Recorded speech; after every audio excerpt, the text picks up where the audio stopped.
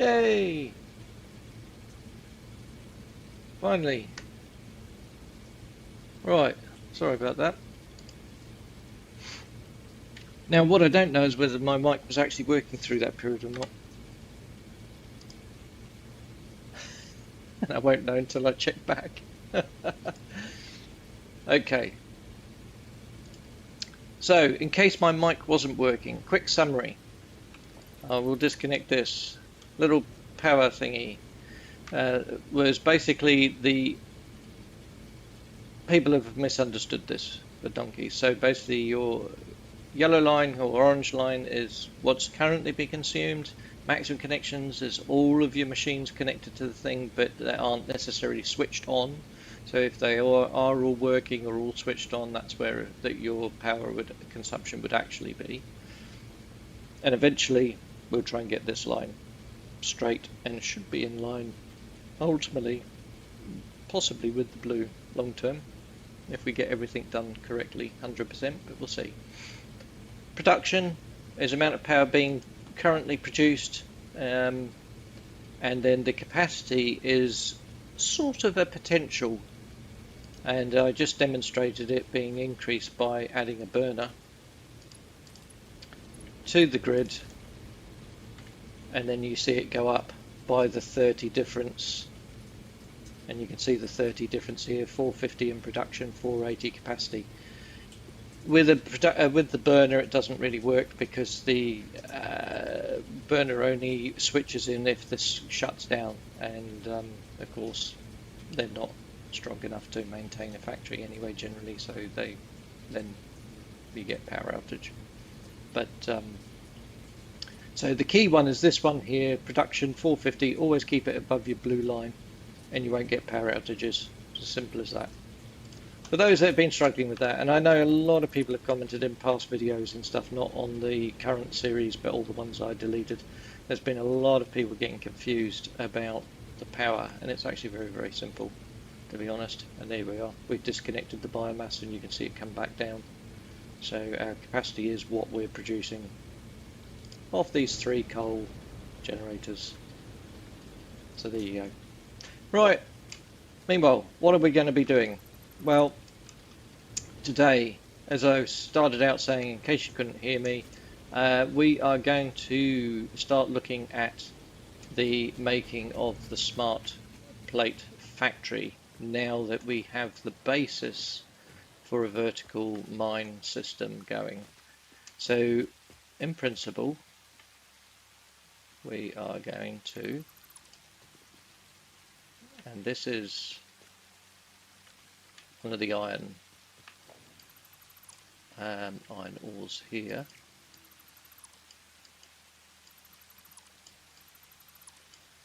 So this could be our first vertical here. I just want to make sure it fits in, because we've got 2 irons here. I'm not sure how much we'll use out of either one of them, just for the sake of not falling down at the moment while we're sorting this out. I've just got a little bit of planning to do to think about how we're going to do this. What we are going to do is start transferring the goods up there into containers somewhere where we don't need them for the minute. So let's have a little look.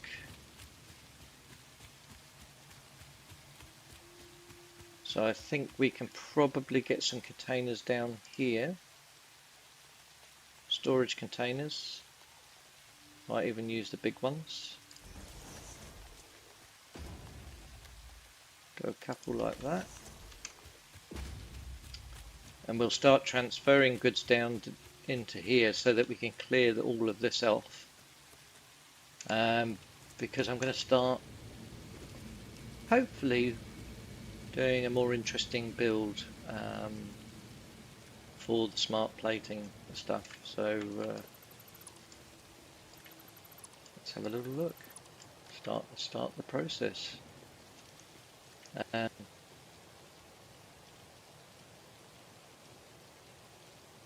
What's going on there now?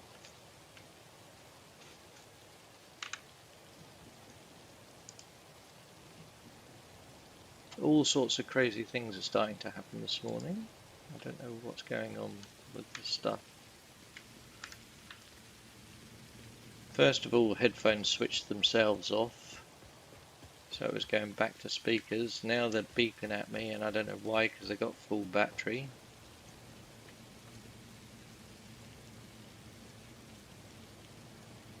Very peculiar. Anyway, so what we're going to do here is cut off the supply chain for that limestone. There, I think.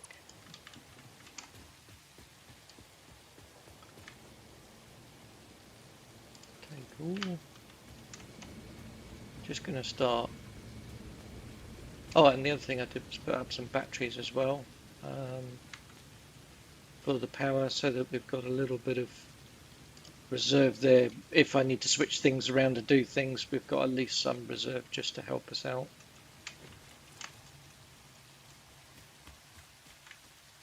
So I did all that off camera. What we should do probably is actually get rid of some of this stuff as well.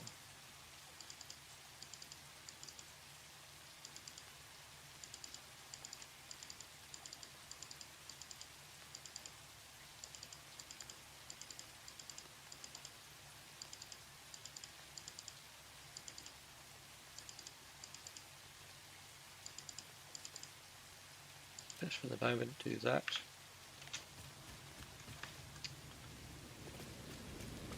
So we're going to clear this out. I've got an idea. I've sort of had, as I say, it like some crazy hour in the morning for what I wanted to do. We're just going to let this run down basically the amount it's got in here, 49 left. We might as well stick that in there, get that out of the way. That can come with me. Save that. Take a bit of time. Start doing the same on this one as well.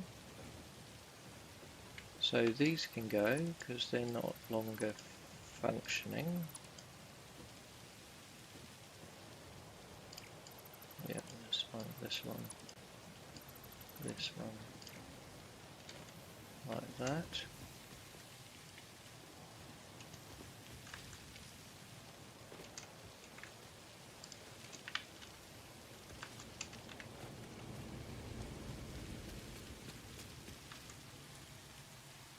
We'll have to disconnect the other concrete one as well.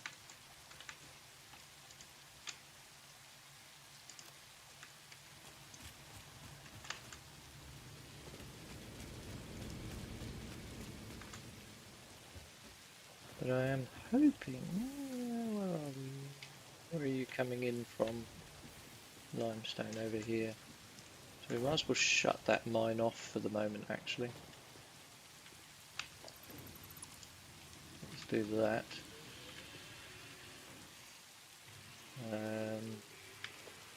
Because we may, some of these mines we may end up not using in the long run anyway. So we just need to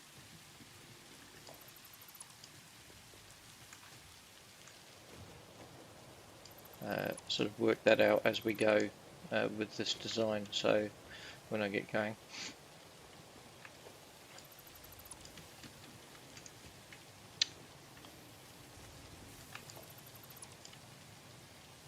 Right, that's that one, that's that one, that stopped producing, yep, that's that one.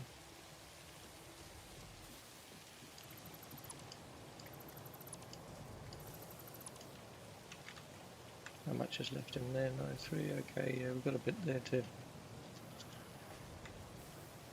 to go. But we can get rid of this, this, and this.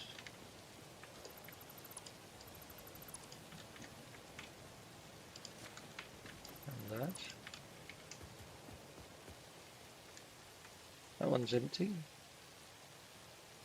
That one we can take. So we can get rid of these.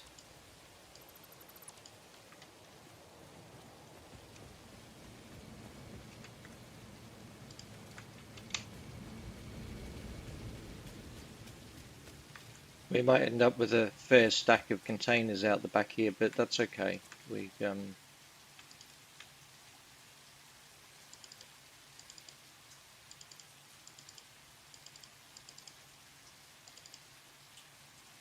some of it we can sink eventually as well.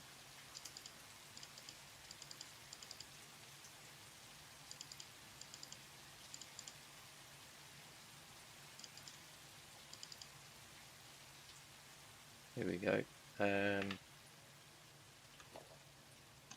Go to power. Don't need that one. What we do need is that one, so we need plates and pipes.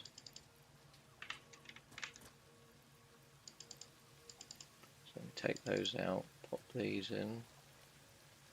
Rubber we don't need for the moment.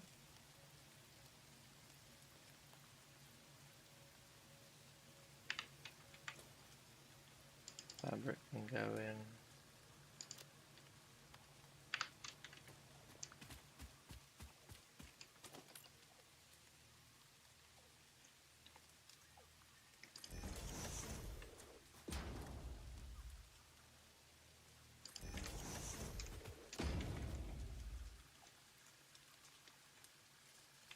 Actually, we'll put those in the sink, I think.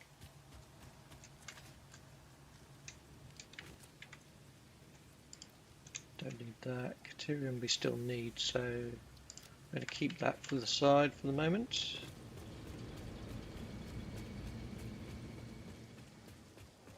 This is still going. Look at that, we're nearly done. So if we take that out, it's then stopped. That's great. And that's the concrete production out the way for the moment. We should have enough to get going on this, more than enough to get going on this particular build that I'm doing anyway. Most of it's going to be steel, I think, but we'll have to wait and see how the design develops.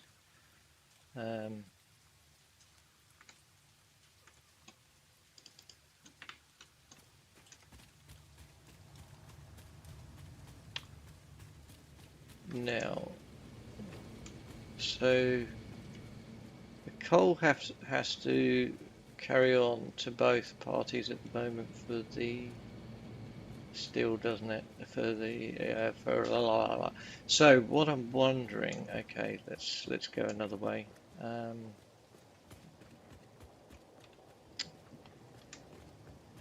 we start taking down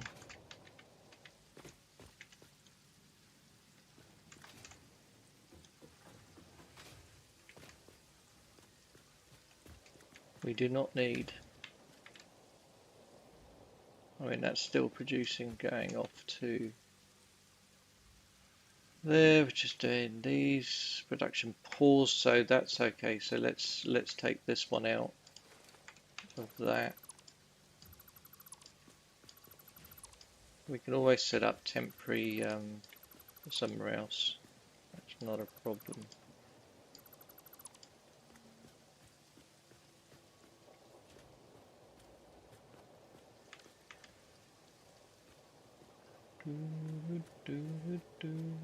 Right, just got to think how I'm going to actually do this, because I think the smart plating upstairs needs to go first. We need to stop that production so it all starts to grind to a halt. There we go. So if we stop that, that's going to stop these feeding. And we can work backwards then.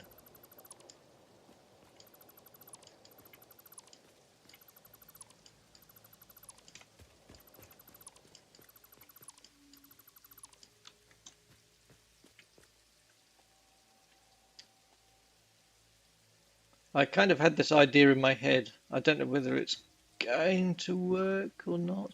The key is whether we end up using this one or not for the iron here.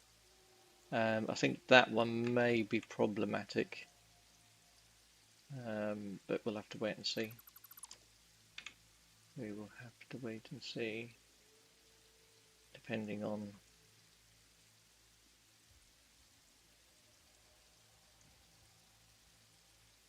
how the design develops. I've got a basic sort of idea in my head, but I don't know whether it's going to work. So I very much often fly these things by the seat of my pants, and the way I tend to work, a bit like real life for me as an artist, I tend to sort of rough things out and then sort of work slowly on the detail more as I go, and it just sort of, I don't tend to work on one thing at a time, if you know what I mean. I tend to try and get an overall picture going.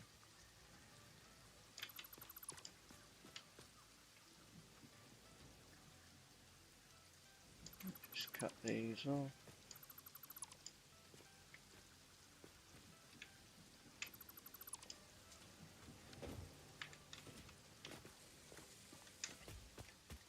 Sweet. So let's come around this way.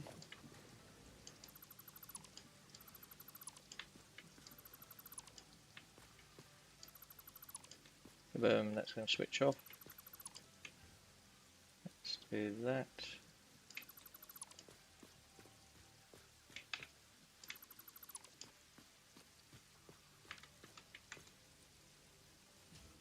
Take those, let's go and stick those in a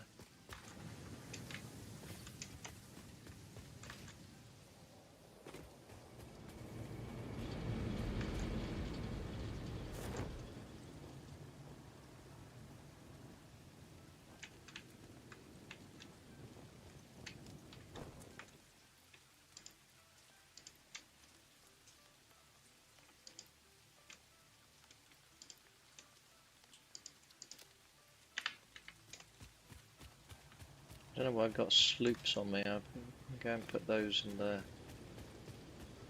hub. Mind you, the hub's probably going to possibly move. That's something else we'll have to sort out in a little bit.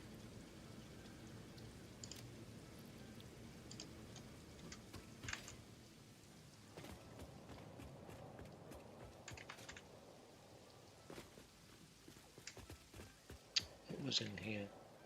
Ah, okay. To be honest, we don't need all this at the moment. I mean, I was producing it just because it was here. We can actually sync this stuff.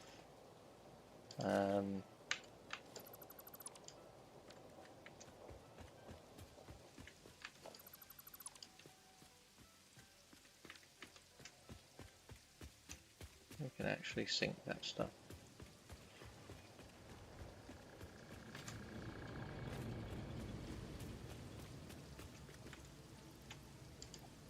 We can always make more if we need it. It's no biggie. I might keep 200 just to one side. Stick that in the in there. Right, so that clears that. Something else cleared, which is all good.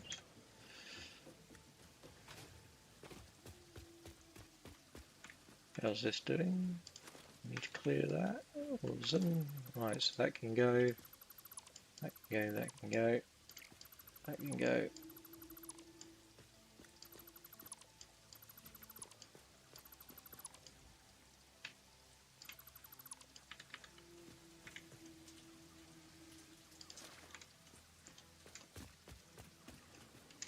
This is where it all starts to become slightly more fun now, because we can actually start building some decent builds, basically.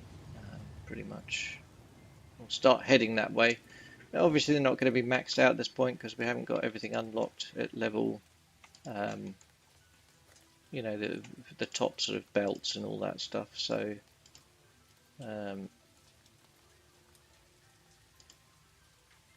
more sloops.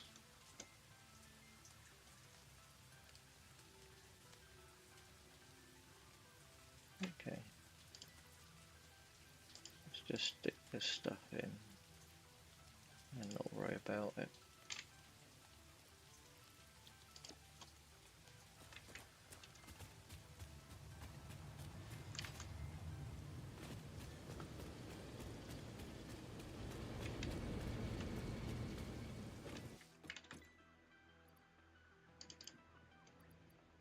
Why did that go across into there? Did I shift that across accidentally? What a dingo. Oh well.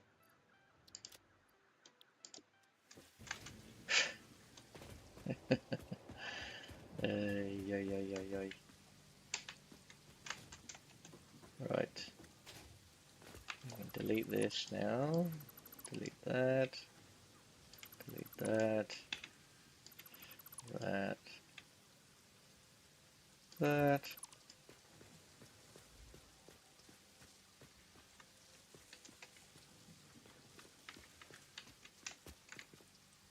Take all. Stop road to production.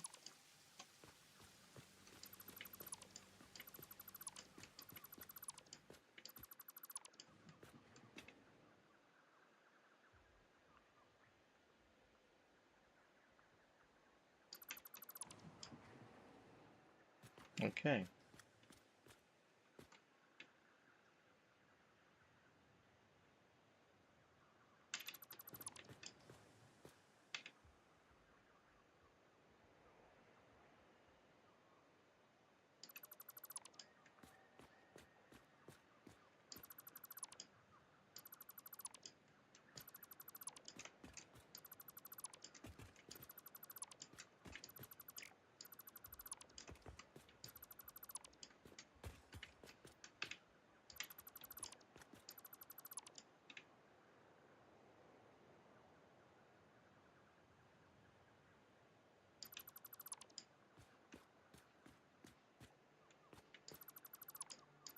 Sorry, I was just playing around with something there earlier.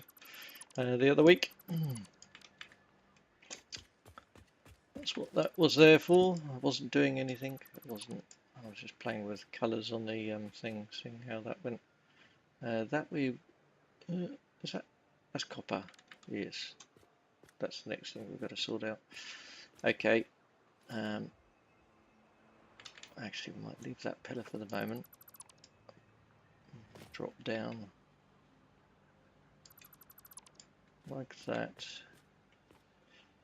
Press G key while you're selecting. It will only select the same item. Little tip trick thingy.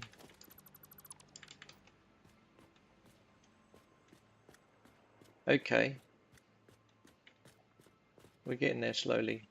Slowly. This one does concern me for my idea, because I don't know whether we're going to have enough room. Or it might ruin the aesthetics if we've got a tool mine here. So I might not use that particular node.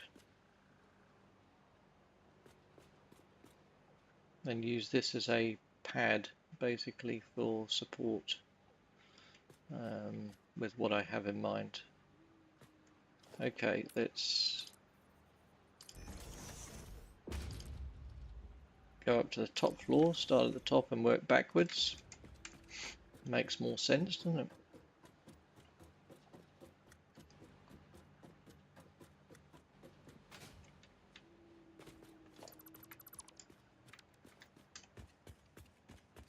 So we've got wire. Now these are going to keep feeding if we allow them to, so we're going to have to cut the feed off. Sorry guys. I think I'll cut it off there for the moment.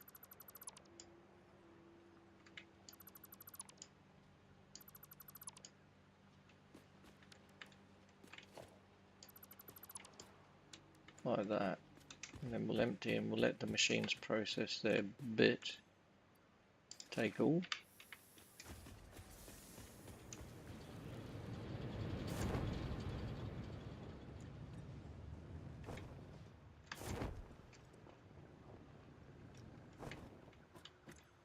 That one's full.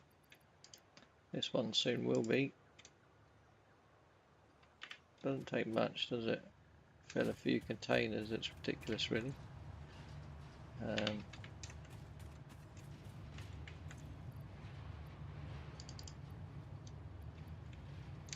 Coal, I want that still for generally for the, what's it? for the buggy in case we have to go exploring.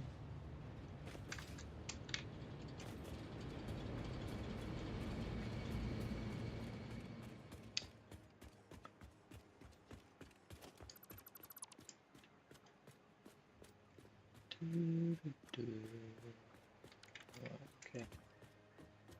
Keep focused on the job. Keep focused on the job, Mr. Otter.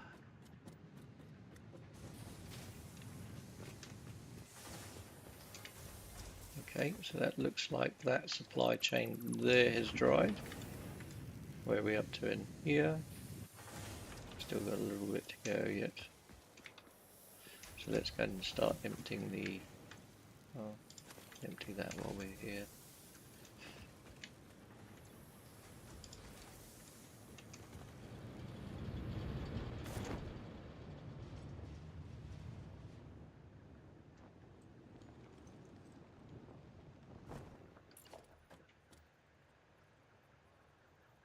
If we find this is just getting too much, I'll just end up sinking a lot of it, but I don't want to get rid of basic building materials at this stage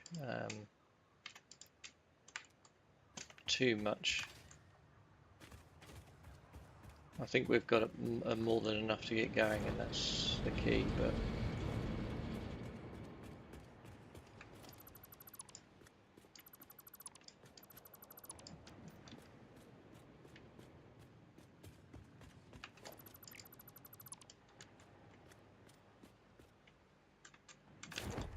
oops, missed the ladder.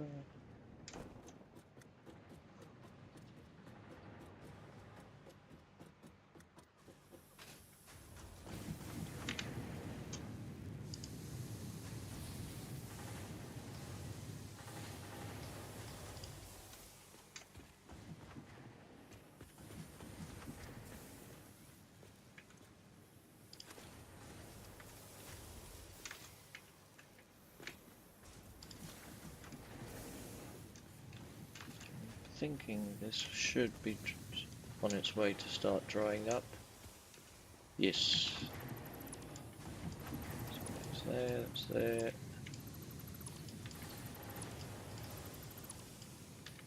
Just that one to go. And then I'll just run out in due course of those.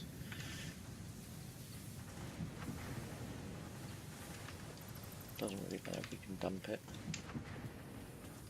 We can dump it. How much room have we got left? Not a lot.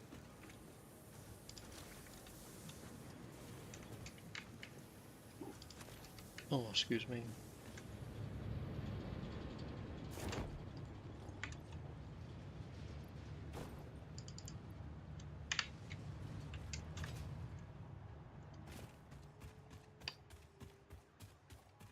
Fair few containers already. It's amazing how much space is taken up.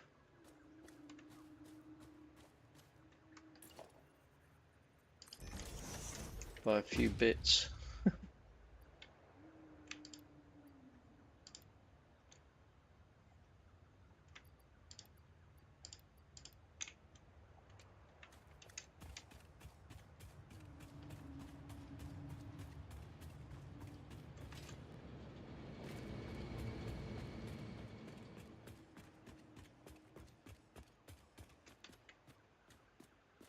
This can go actually. Looking at that, I don't think it's actually supplying anything. That one is, because that's supplying that, but we don't actually need that supply anymore, so that can come off there. Because that's going to the copper, which we're no longer coppering. Yep. Demolition time. Right, let's just shut these down because we can dump any little bit of ore, we've got plenty.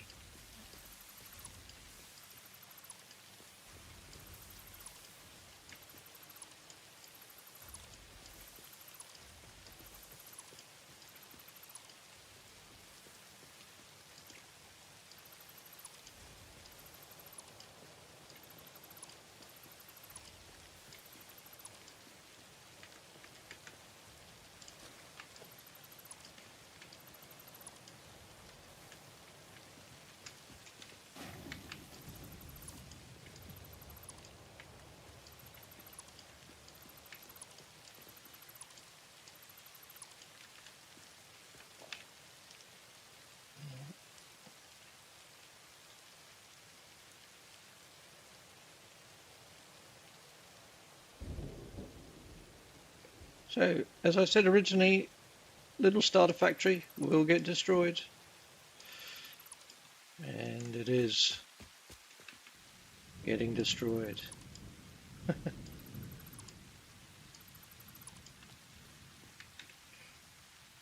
that's going to make room now for doing a smart factory here properly. My mega ladder for flying around the map.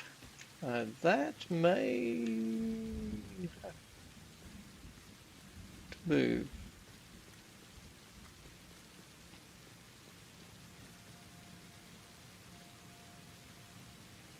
Interesting. Okay.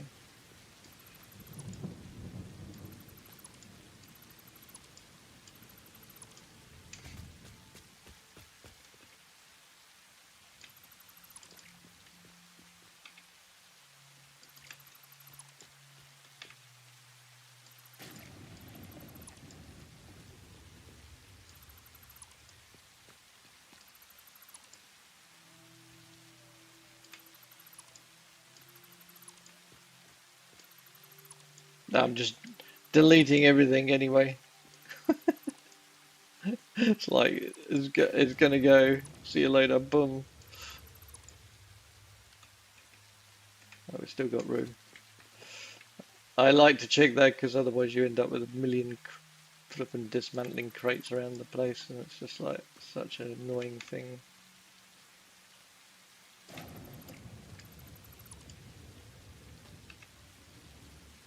And we will drop.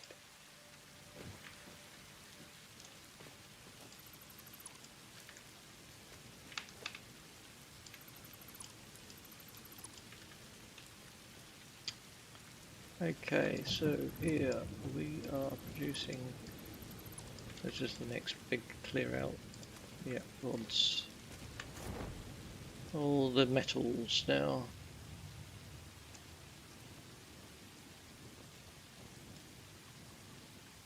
It's mad, isn't it? Absolutely mad. So all the ingots can go in the bin. Not worried about those at all. All the ore.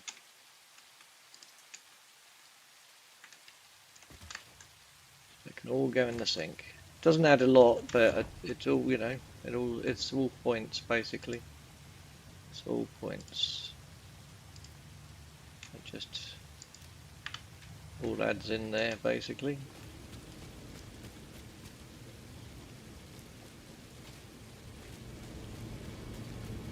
So we're going to go up another notch.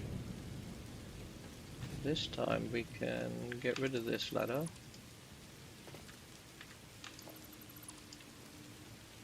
We can get rid of that. Ooh, a bit of weird motion glitching there. Did you see that? It was like repeating itself across the screen. That was odd.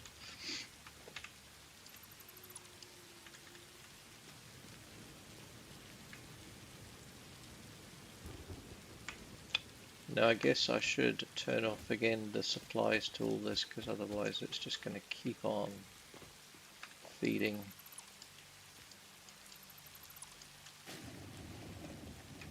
Okay, let's just get rid of it all. And then we can get building. Or planning some more exciting stuff.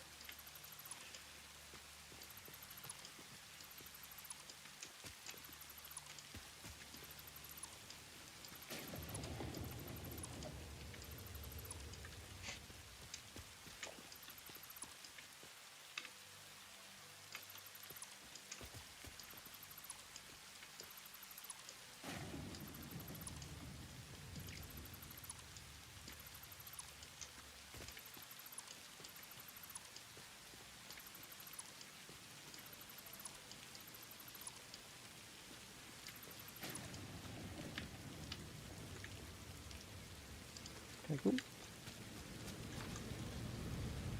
So the basic design for the smart plating factory is kind of fairly Well, it's not, but it is. I was going to say basic, but anybody who knows me knows it's not going to be basic. Um, but I think what we're going to do is we're actually going to do something based off the actual look of the smart plating object itself.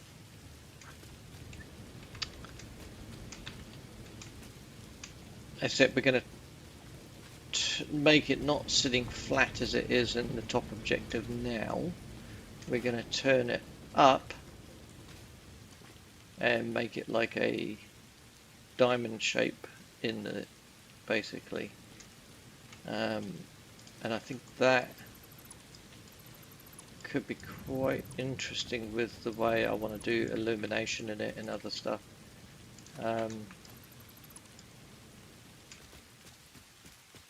The downside is we are going to need some serious power, and I don't know whether our little 3 coal gen is actually going to cut it.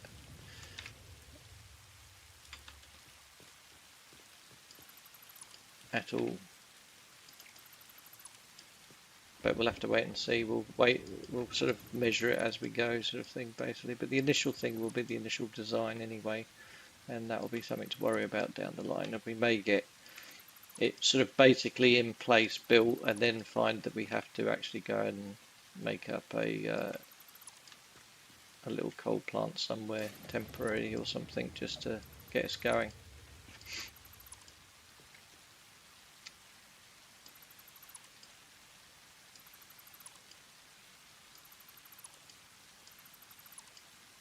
How are we doing? Oh, nearly full. Okay.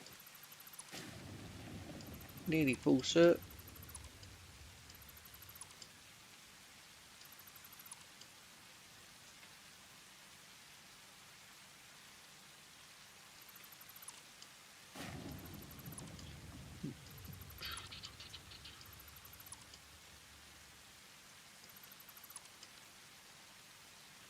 Yeah, I don't want boxes arriving everywhere. Let's go and drop it off.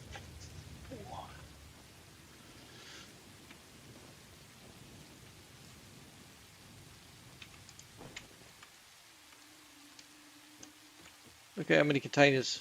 Who would have thought we'd have 6 full large containers just from this little thing? And we're going to end up with more. There's going to be at least 8. It's mad. Absolute madness.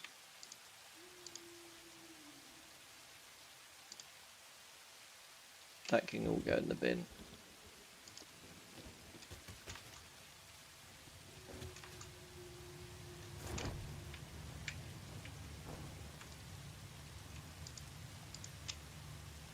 Like that.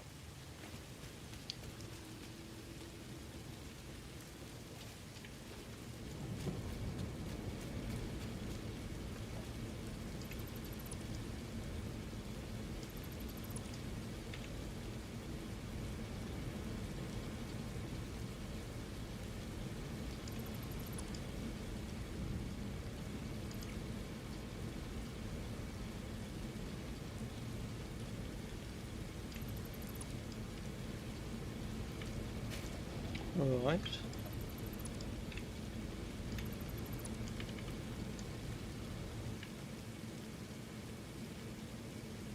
Screws.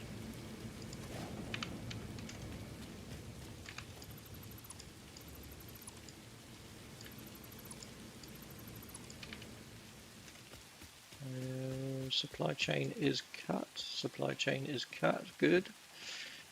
Still, we're gonna move. I mean, we're gonna literally. It is ridiculous how much space it takes. All this stuff. Where are we? Okay, we've got enough to probably just do these and get rid of them.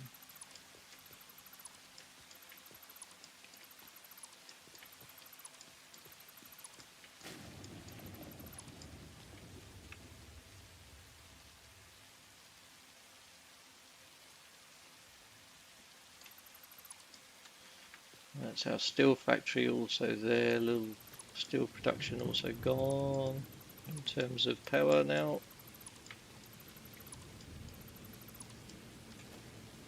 much we got?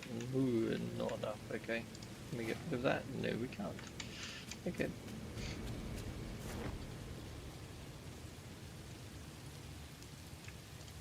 Do that.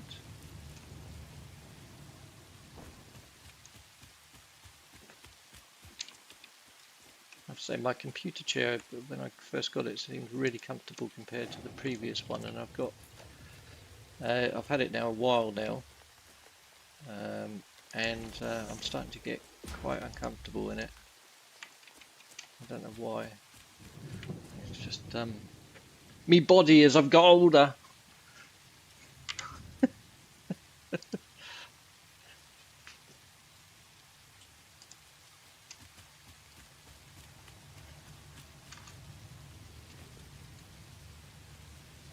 Yep, that's right.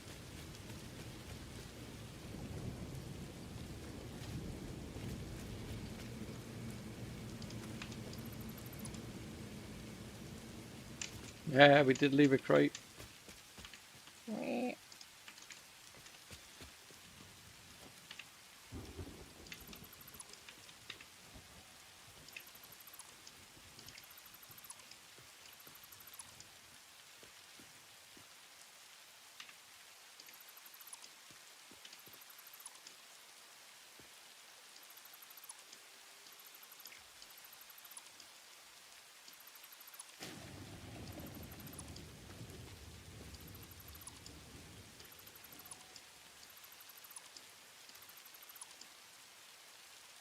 Got bits there we need to get rid of going up as well.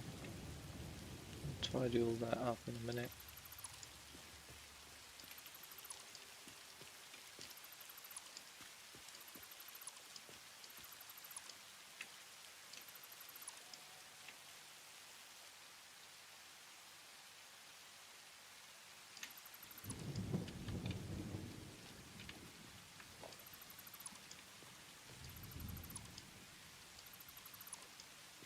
Years ago when we first started this game on my first map, I did a huge big oil rig thing. It was sort of like a dystopian oil rig uh, out over at the Golden Shores area, and then I ended up deleting it on the first time round the whole thing to rebuild it properly, and I ended up with one of those little power nodule things sitting right up in the sky on its own that I'd missed. Oh man, I had to build a ladder all the way up to flip and go and get it. It was really tall. It was crazy. I'm going to keep one of those in so we can build more crates as we're going to need to by the look of it.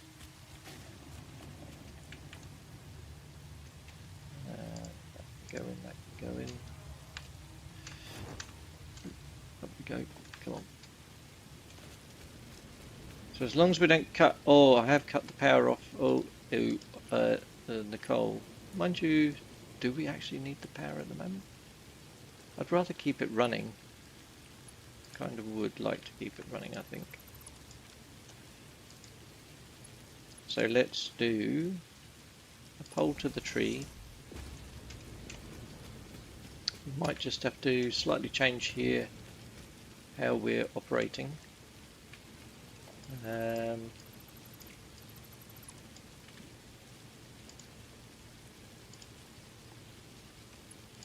is that? Is that going to go? That can go to that one. Okay.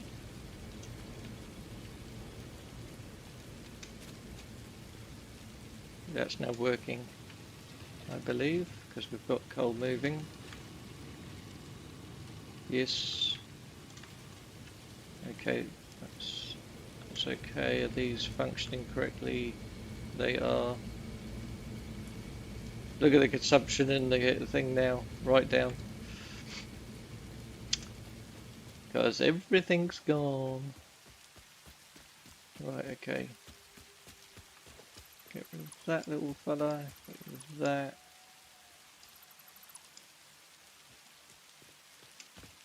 Might take that one back actually further yet, just to give ourselves plenty of room. what we're going to be doing, take that down.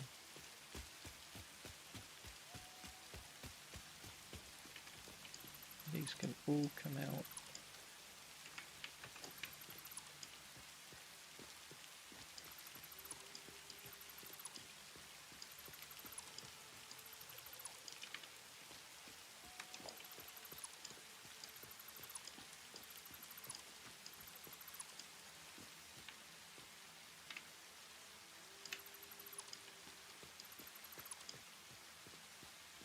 Going to leave that at the end with the, oh, where's that ladder coming up? The ladder's coming up down underneath there. Don't think. Yeah, so we'll leave that one there so that we can still get up if we need to. And let's do that. Take that one out. There we go.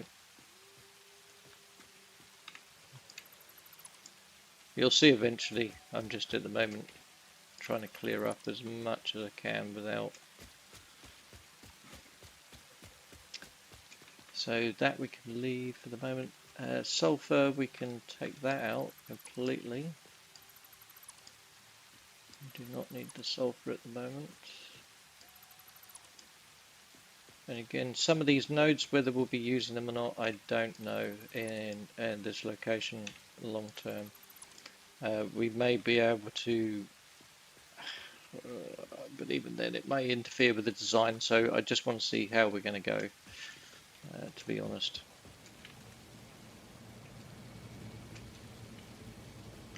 There's no production going on for... What's that doing there?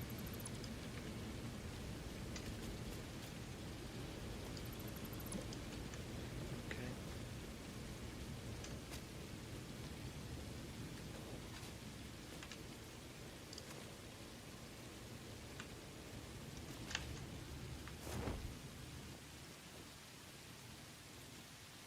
Look at these crates, it's crazy. You'd never think it, would you? When you look at that little starter factory, you wouldn't think, oh, there's all these crates going to be used. It's literally mad. I mean, look at it. What are we up to now? 10, is it? 2, 4, 6, 8, 9. Still need at least one of those.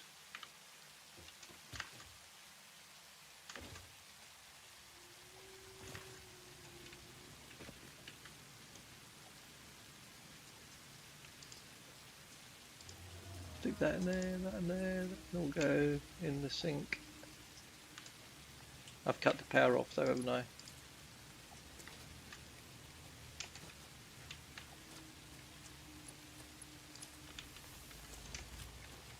Not for long. Right, that's all functioning. We got lights on all these, yes, so that's all functioning good. That's the key thing. As long as that coal's working, I'm happy. Right, upstairs we can finish emptying that.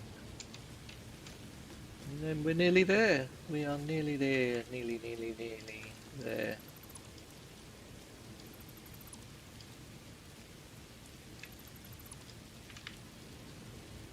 Then the fun can begin.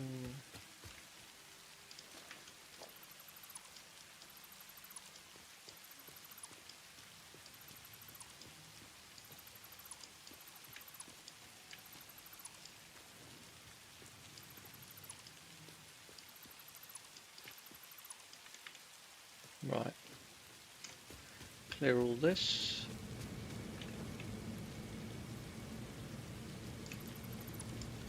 Check, yeah, we have got enough. We do have enough space for it all. So we're not screwing up the whole thing. Hub might be able to stay there actually. The hub may be able to stay there actually. For the moment. Eventually it will be shifted. because when we build the central storage system, that um, will become also our hub area as well. But that's a wobble way off yet.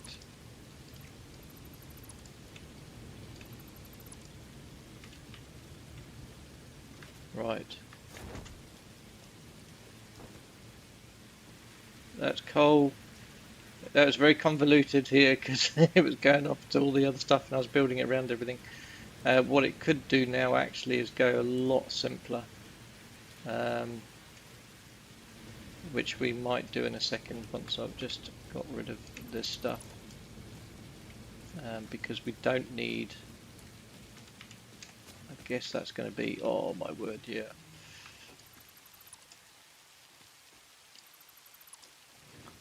It's going to be a lot of steel nuggets.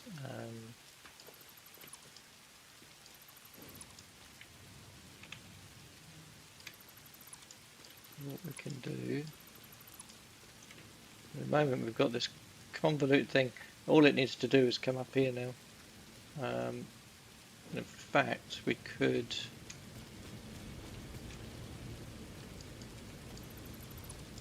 let's do this quickly before the coal power runs out and causes a problem.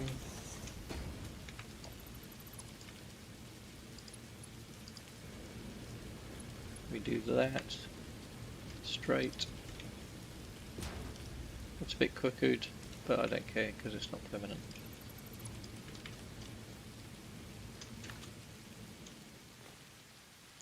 Right, that's got that going. We just need to empty this one now, and then we're there pretty much, and clearing the concrete there. Now, whether do I keep the steel ingots? I should really, just in case I can't get to production in time and I need to hand make some of the stuff.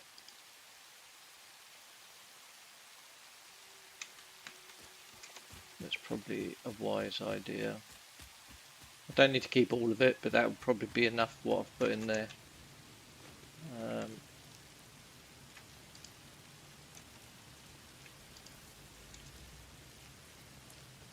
To be honest.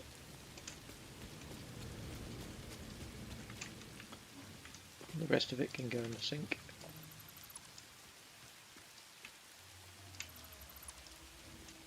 Right, okay, so yes, exciting.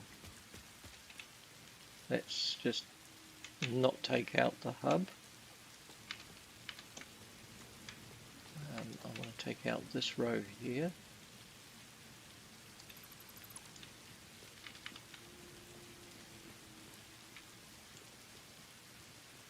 There may be a little bit of conflict at the moment with these three gens here on this new build, depending where I start it, because I'm not sure yet whether I'm going to perch it off that rock at the back there, or whether I'm going to do it on a stilt system here going forward and perch the main support off this rock. That's what I was thinking, because then I could keep the trees, mainly because I'm a tree freak. I like trees, and I don't like chopping them down, even in game. So let's just do that.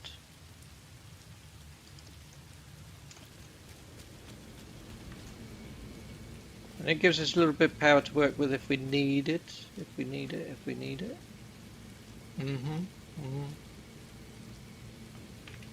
Yes, indeed.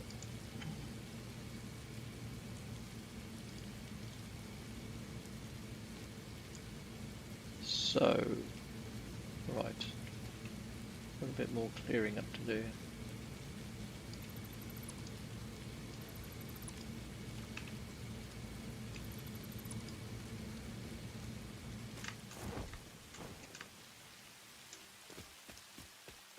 So centrally speaking, I think actually that can go. We don't need it anymore, I don't believe, unless that drops. No, that's okay.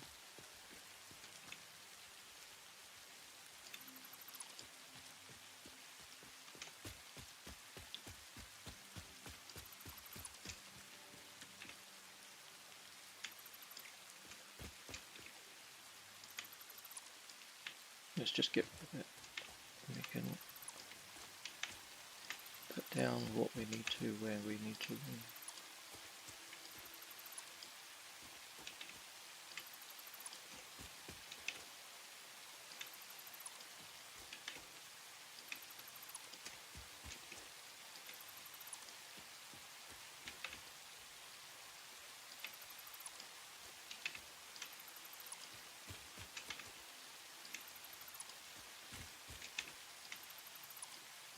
Clean slate.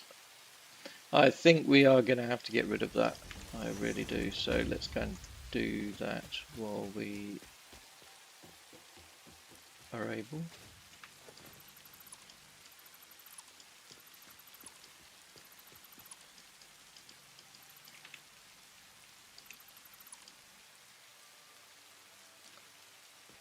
Okay, do we get rid of that ladder now?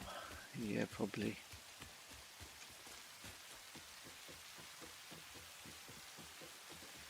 And then we've got a fresh palette to work with.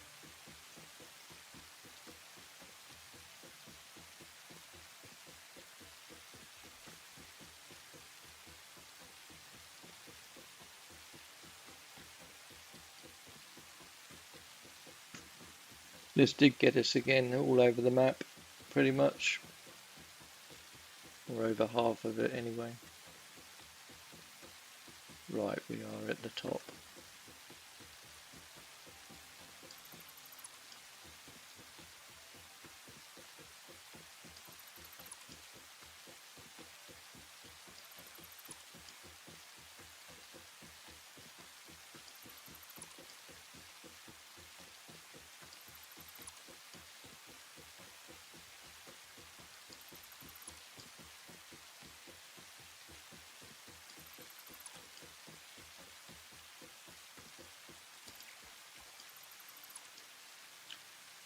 There we go. One big ladder done.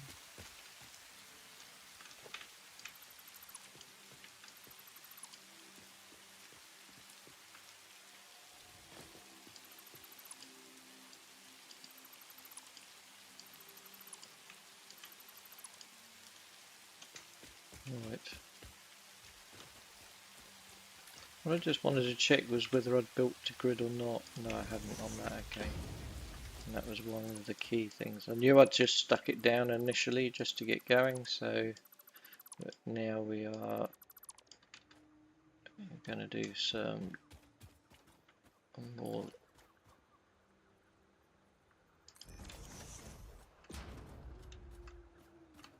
Trying to find, yeah, that's probably the most central point to that rock. But it's not central to this little alcove. So this is where I have to make a decision.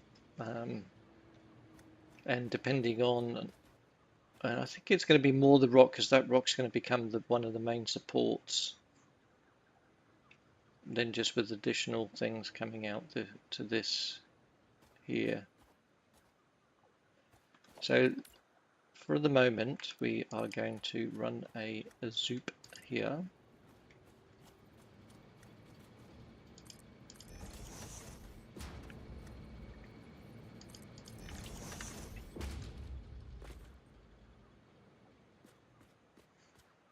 Space elevator actually can be undone for the moment.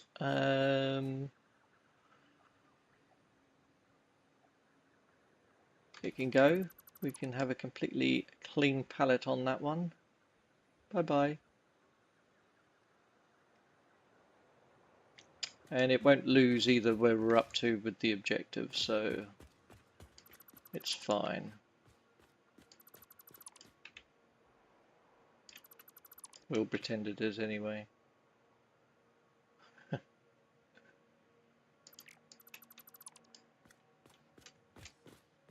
Fix it, we'll be wondering what on earth we're doing. But that's okay. What do the bosses need to know?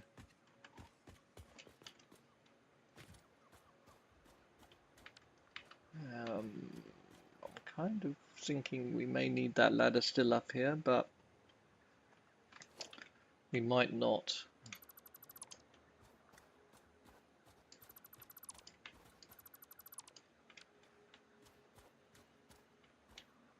I'll leave it there for the moment.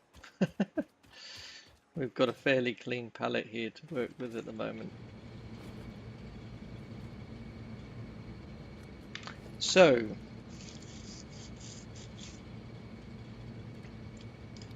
this initial sketch will likely change.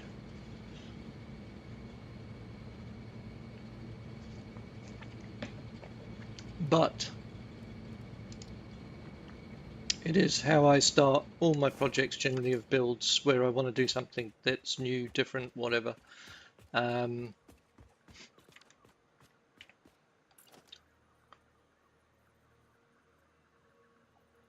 And bits will be deleted and whatnot, and so it's a bit of trial and error with all these things.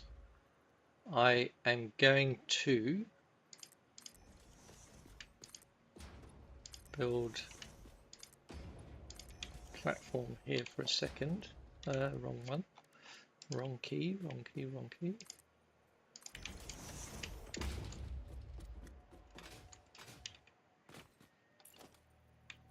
And we probably need to come up one more, at least.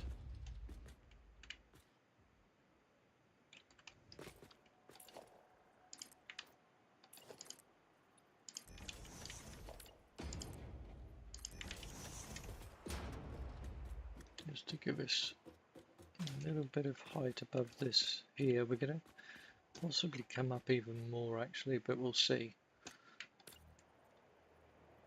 I can just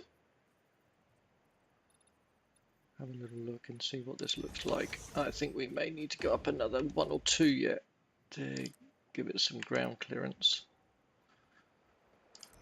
Otherwise it's going to look weird actually.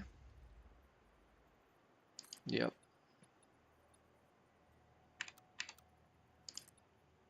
So let's take that to there.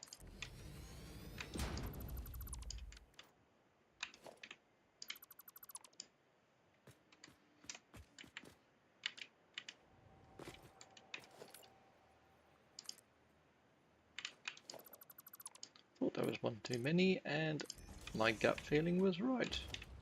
That can come back out.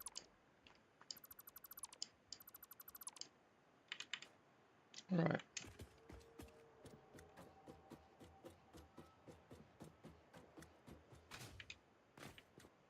So key components, if we put in here for the moment smart plating, you can see a slightly bigger picture of it. What I'm thinking of doing is sort of turning this on its end, on its point. So this point here, effectively, it's not going to be an exact copy. I don't want to do that. But I just had in my head it about some crazy hour this morning, last night, was this sort of diamond shape with this circular part in it, and thinking, can we get, you know, basically a factory made within this? And I haven't got the large blueprint designer at the moment, which is a problem. But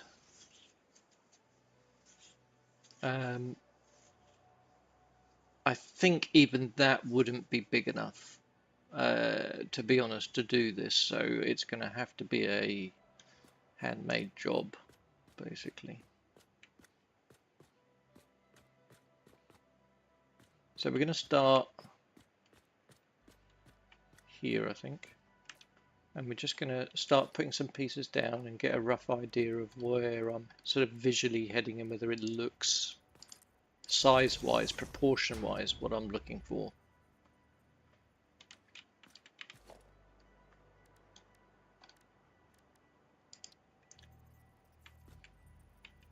And we're going to have to build some platforms out to help us, because we don't have fly mode yet.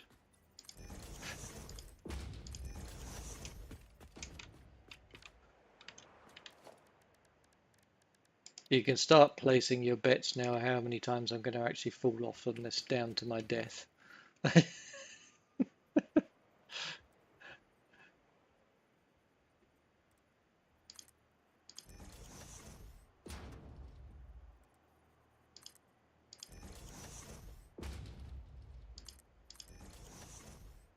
So it's 1, 2, 3, 4, 5.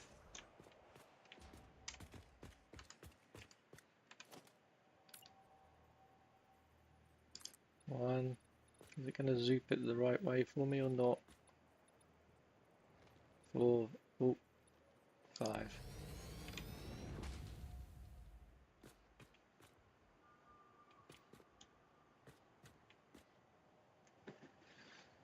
This is so where I wish I had a jetpack. I really do.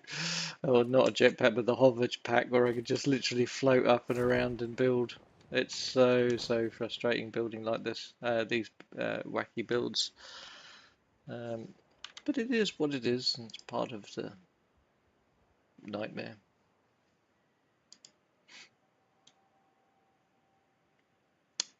Now the question is,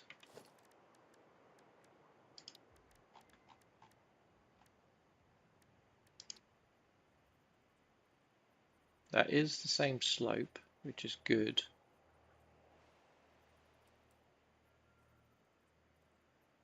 Yep, that's good.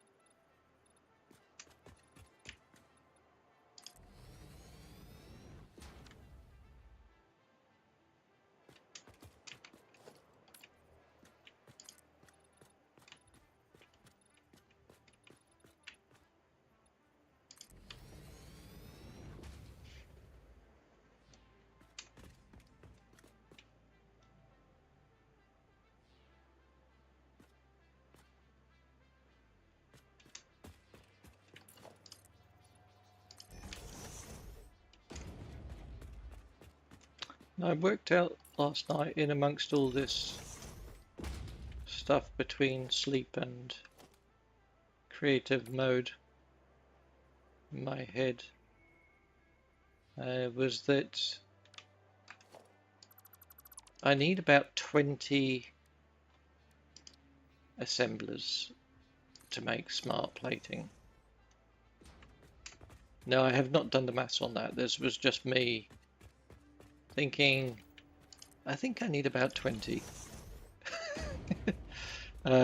So what I do need to do is, once we've got a basic frame up here of a shape, which is what I'm hoping to do, we can start having a nose at whether it's going to fit.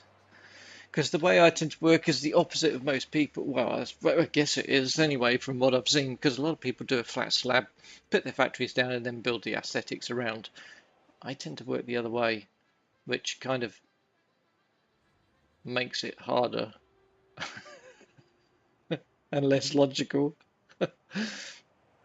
But it's actually more like real life, because in real life, well, I mean, I guess it's not like in real life, because in real life the architect sits there and puts all the machinery in while he's doing the drawings and stuff. But at the same time, he also is restricted by the site that he's working on and the maximum amount of building floor footage he can have.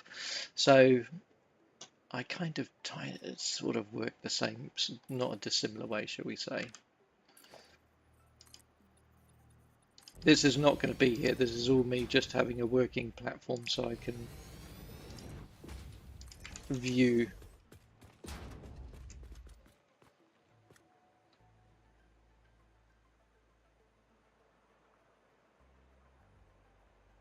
So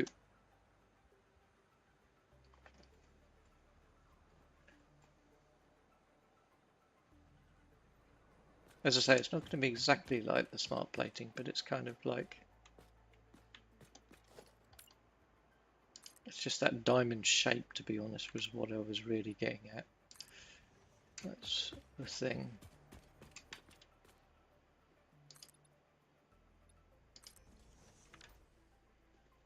Now, do we go up 3 or do we go up 5?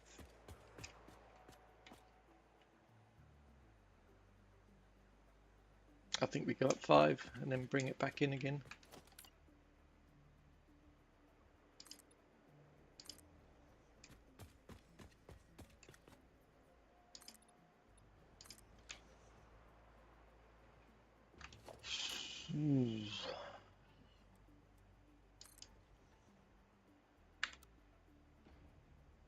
need 4 now on that. 1, 2, 3, 4.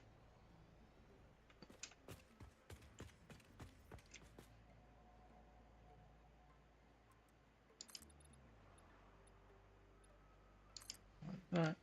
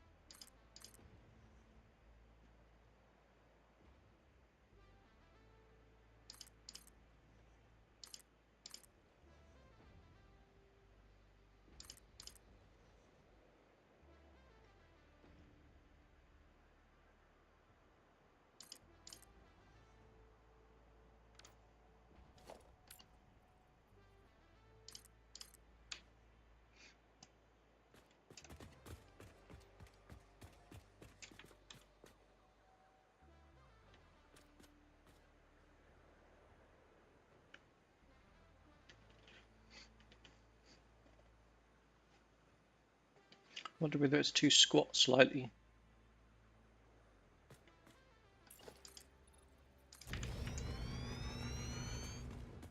Weird how you can walk on thin air while it's rendering.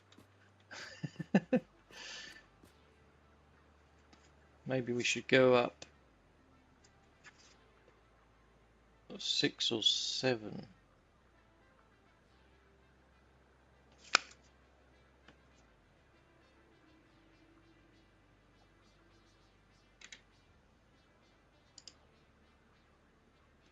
Maybe.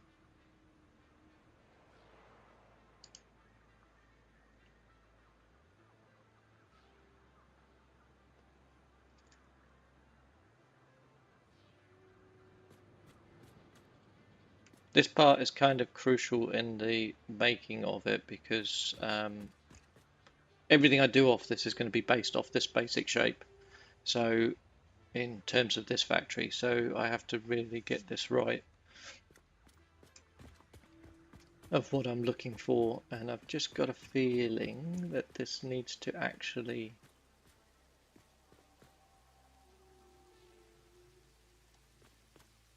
go up another couple, slightly squarer. Tell you what, leave that one there for the minute. That'll make our life,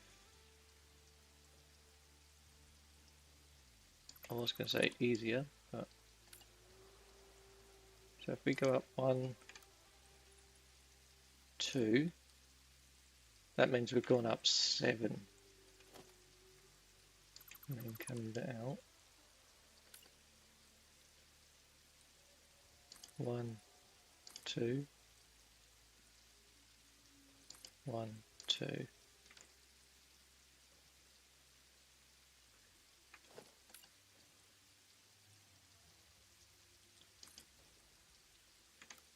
Oh.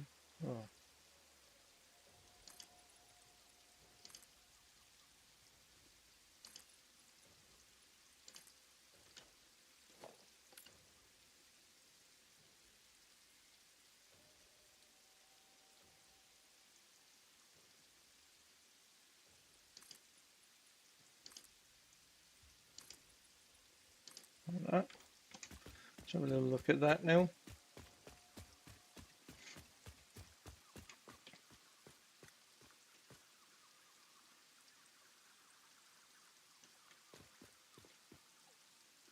Just thinking if these come out further, you see it's going to look very squish.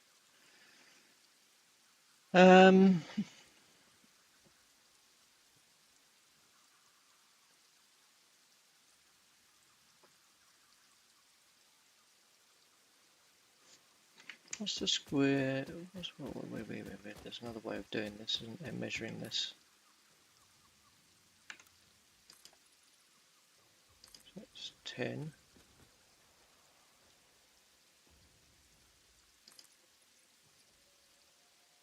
So that's 15 on the internal height.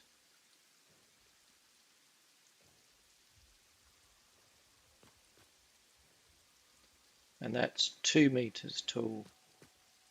That's 4 meters.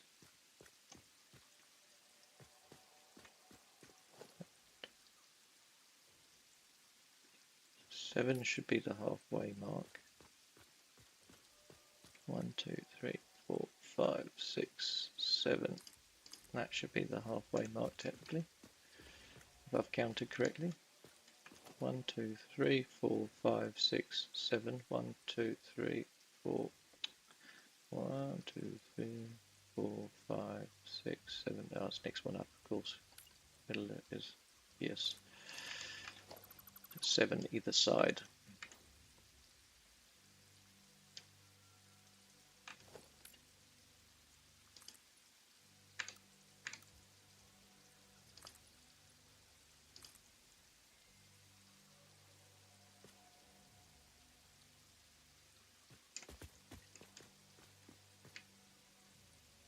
I should have worked this out on. I always say this. I should have done this on a bit of paper first and worked it out.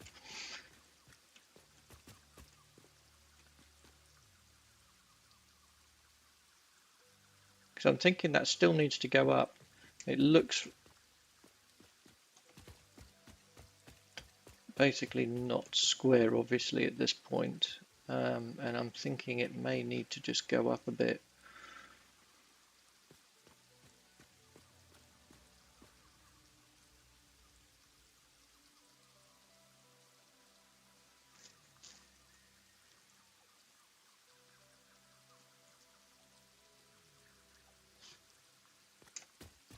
So meterage at the moment, if we brought these, let's just go back out again.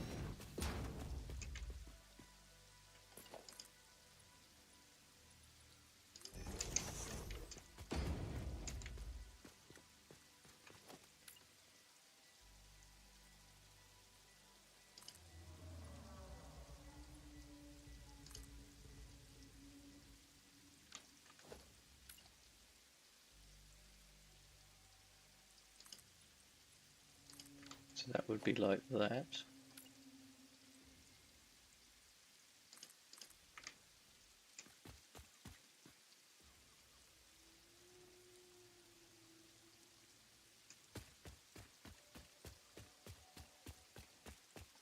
A lot of back and throwing. Once this first framework is, the proportions right for me, then that's it. It's like, because then everything I know is based off that. Actually, I don't think that's going to look too bad. It doesn't need to be square. It can actually be that slightly squat diamond. But with that angular piece on it, it actually looks better. I think that's going to be okay. Okay, let's quickly put on the other side and just triple check what it looks like.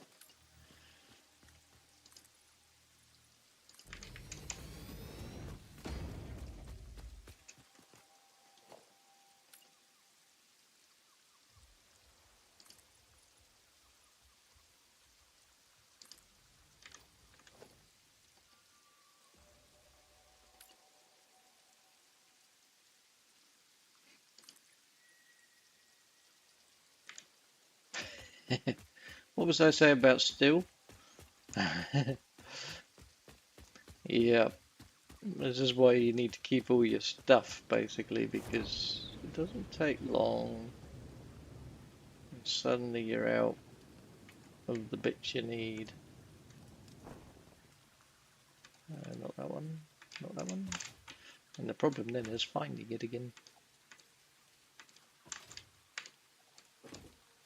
It was fairly final, wasn't it? So it'll be in one of these last rows. There we are.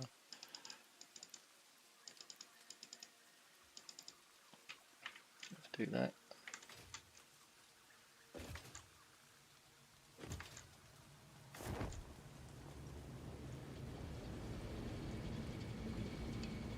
What we should do actually while we're here is put up a ladder at this end. There we are.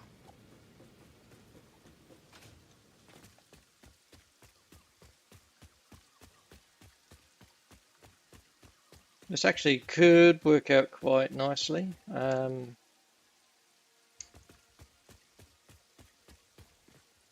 sort of feeling a bit more happier with it now, starting to see it come together in terms of a shape.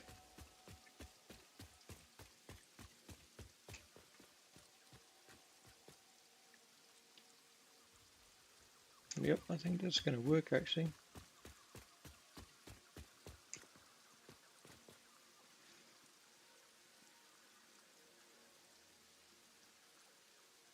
I think that's going to work.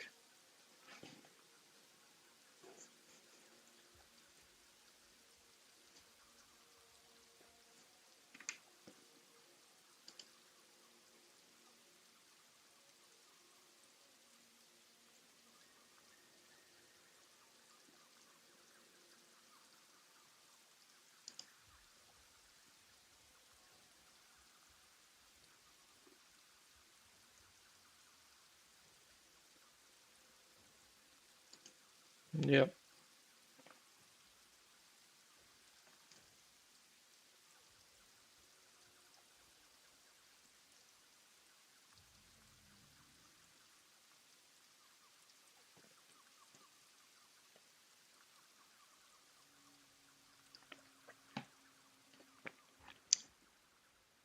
And I'm also looking at the space within it. And I think we're going to have more than enough room, which is super cool for all of the um, assemblers that we want. Because if we put a floor, say, here,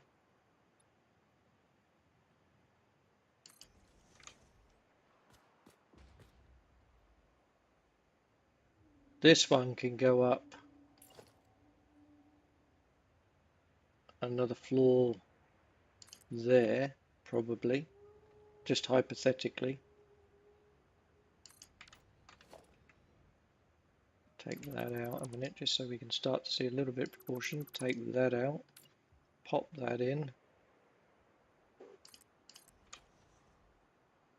Oh, did I delete the wrong thing?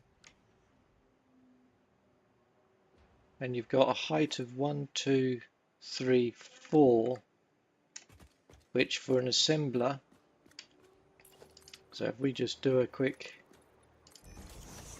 over here, if we pop down an assembler,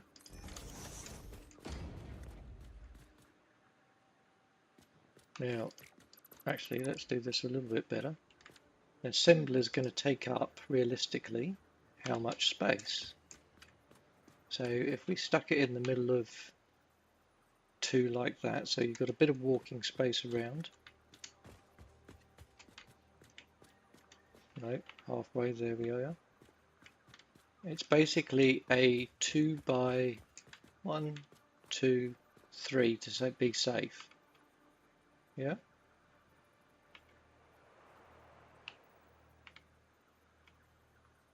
Something like that. It's not far off, is it? So it's 1, 2, 3 by 2. And we've got 4. So that means we've got enough space to align these assemblers sideways here, going down, back across this way it will be, towards us. And we've got enough for 2 floors. Loads of room. Literally loads of room. Which is really cool. And then we've got all this area, which we can have for probably belts possibly coming in. We can use these areas for the belts, maybe. You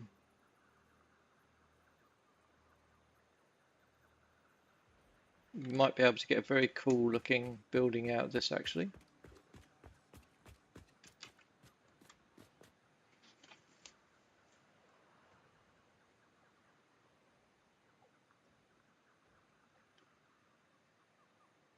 I think that's going to work. I think it is going to work.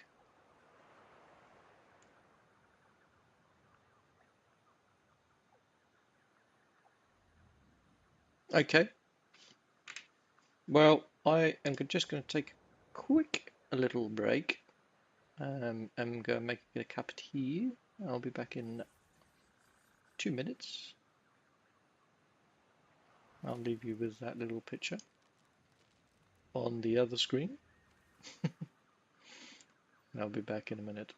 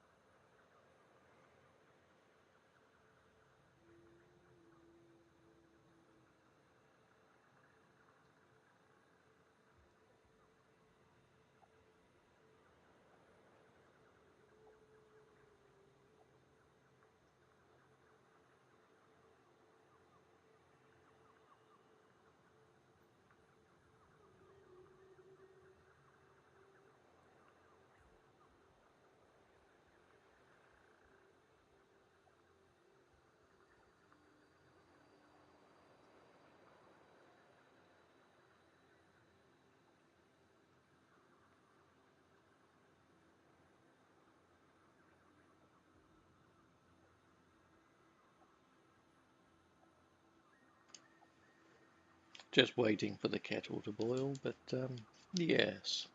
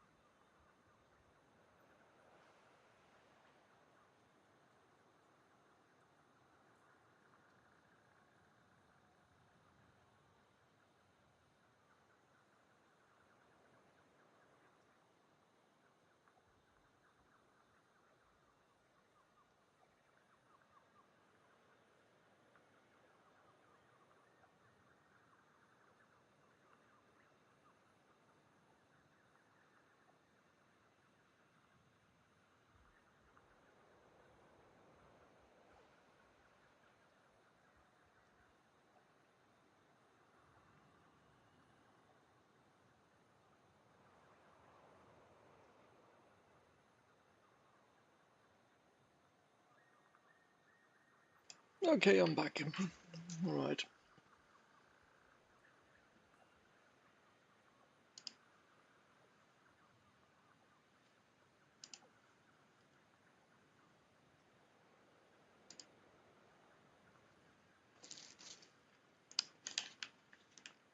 Excuse me, chomping on a biscuit.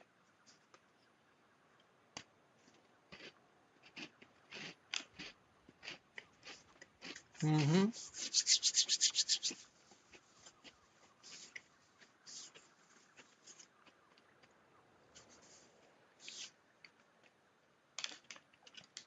So I think we have the basic shape.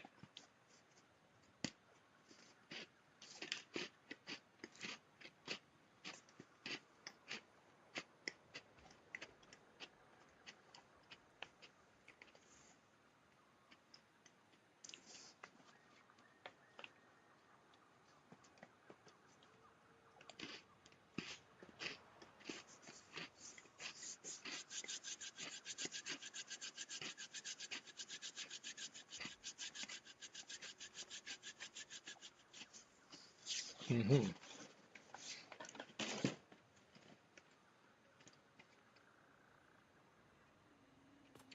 Right.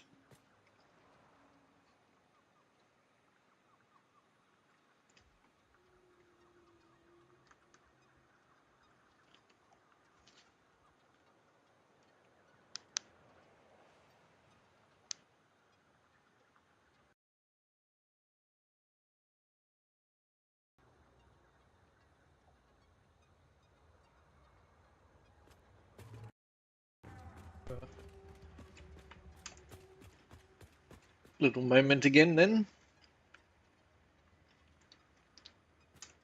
I hate all this super smart technology stuff, you know.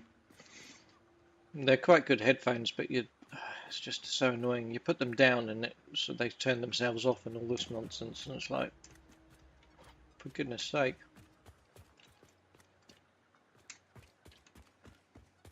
It does drive me mad. But anyway, I'm an old git, so what do I know? Okay, so we have a basic concept here.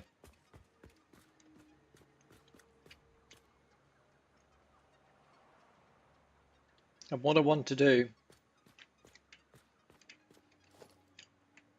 is kind of replicate this across. And as I say, I haven't worked out really the aesthetics yet fully on this. I just had a basic concept idea, and it's a matter of trying to work through it and seeing what actually works and doesn't. 1, 2, 3, 4, 5. I'm thinking of every fifth. Well, it'll be 1, 2, 3, 4, 5. Yeah. I'm thinking of every 5 steps having one of these stills frameworks.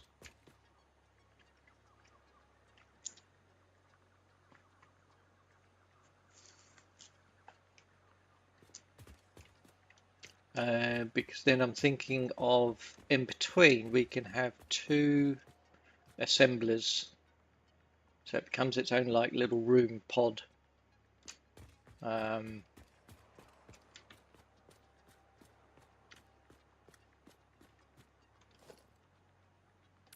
But we'll have to work that one through.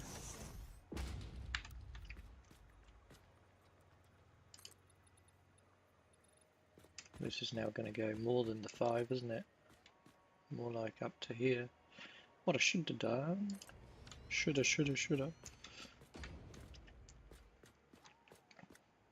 Yeah, too many. I was going to say the easiest way sometimes to do this is actually just do that.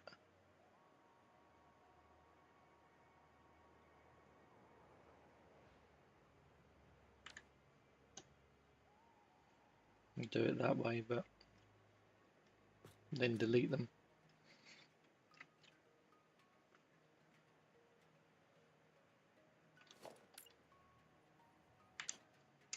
Let's go the other way and see what happens.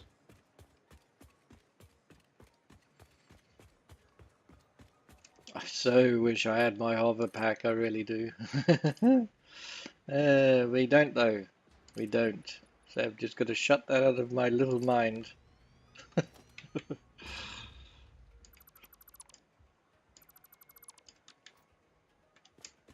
One of the other builds I did on one of the other maps that I demolished the videos on, or removed them anyway off YouTube.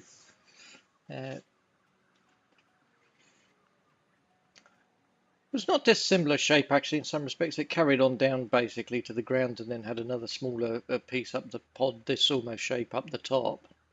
It looked a bit like a praying mantis. And we may well replicate that building again and actually finish it this time rather than just having it as an experimental piece basically, which is what happened last time. Same with these, it was on the same map as the vertical builds.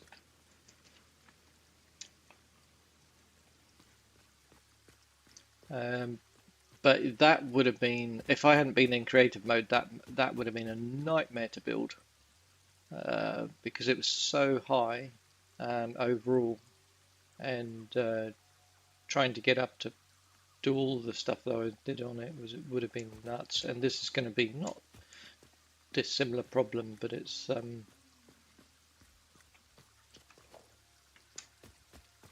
I must admit I really wish games would introduce the jetpacks, hoverpack stuff and that a lot earlier on in the game. I think it's way too late, and I understand they want like fuel particularly for the jetpack, but I think the hoverpack could be introduced very early on because it's power generated. So as soon as you unlock cold power, you've got enough power generally to use a hoverpack, because I think it uses up 100 megawatts when you're using it or something. So you can't really use it with biomass burners because it will just power outage all the time. Whereas at the moment we've got 450 sitting here, doing nothing basically. So I could quite easily have a hoverpack on here while I was working. And that is something I would have liked to have seen. And I don't know why they leave it. And the hoverpack particularly is left till almost last. That's really frustrating.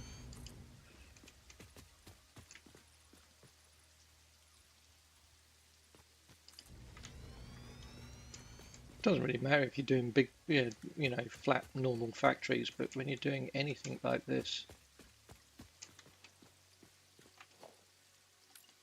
it's pain.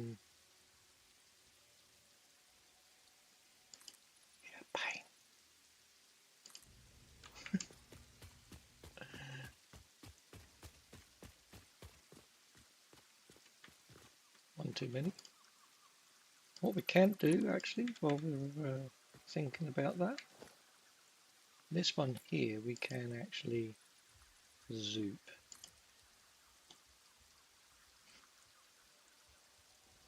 We can do that to it.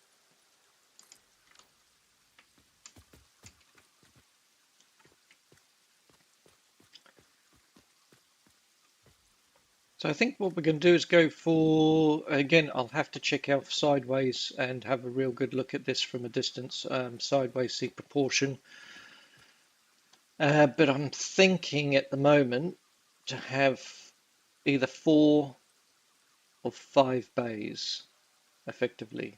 I'm calling this in between a bay, but at the moment.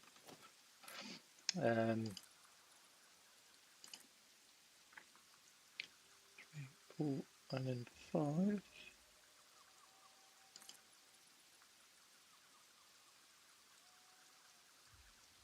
Is it 8? 1, 2, 3, 4, 5, 6, 7, 8. It is 8. That's right, not. Nope. Sometimes it's actually quite hard to see which way around that actually is. There we are.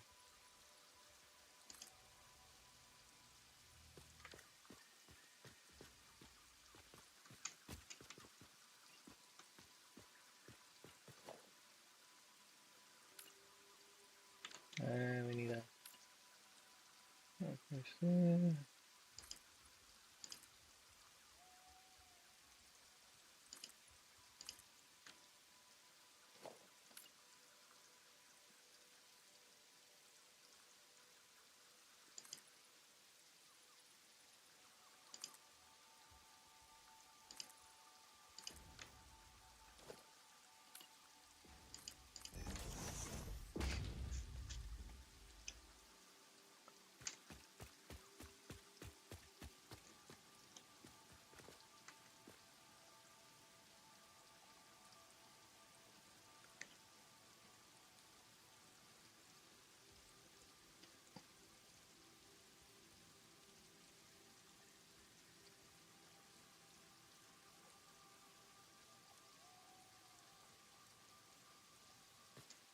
Yeah, I think this is going to be alright actually. I think this is going to sort of work.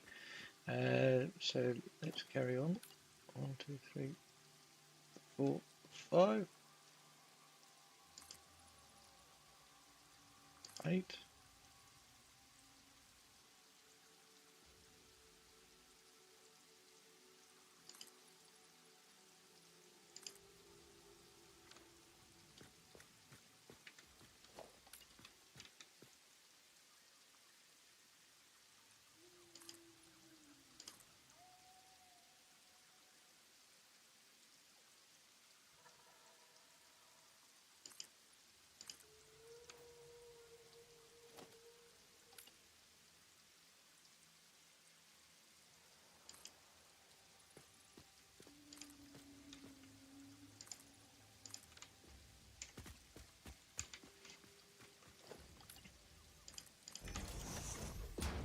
So that's 4 bays.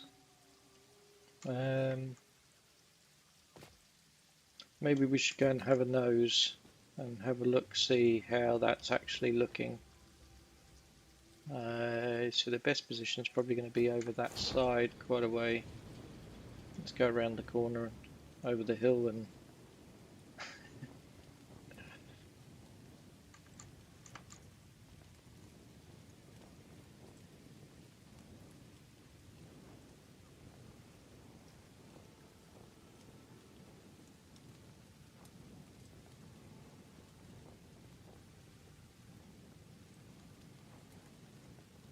love all the mist. I know some people don't like it, but I really like it. It's very, very atmospheric.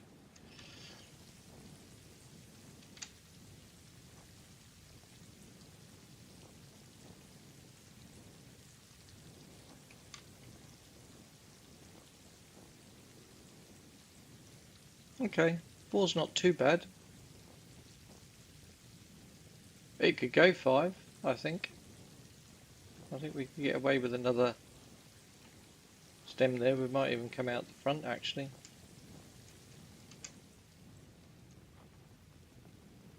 Let's hop up onto this little thing. There we go.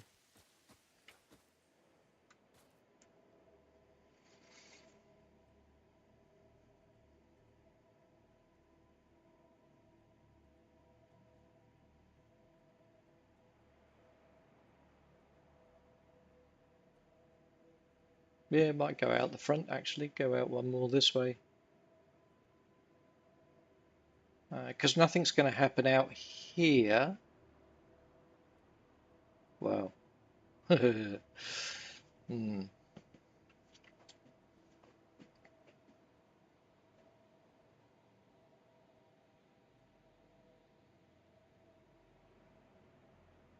I'm half wondering.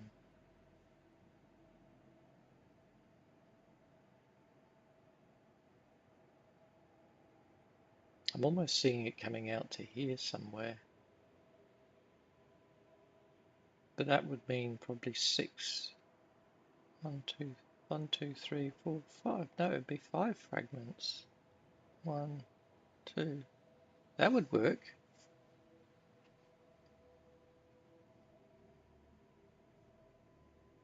Might have to do that and see what it looks like. Okay. Run, rabbit. You have to run all the way back around now. Oh no, we've got a ladder down here. Let's go up this ladder, shall we? Or did I delete it? I deleted it, didn't I? Or did I leave it? I can't remember. Man, getting so old. Can't remember stuff. It's freaky. I did delete it.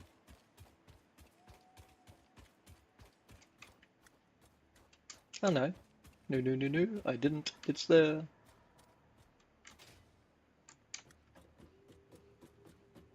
Doesn't go anywhere, but it's a start to getting us up.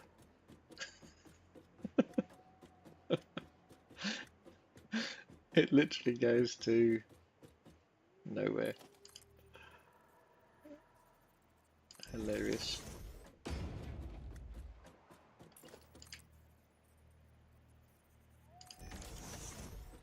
Is that going to give us enough height to get anywhere or not? Yep, it is. Okay. Ay, ay, ay, ay, ay. Right. So, in that case, we need to bring some scaffold out.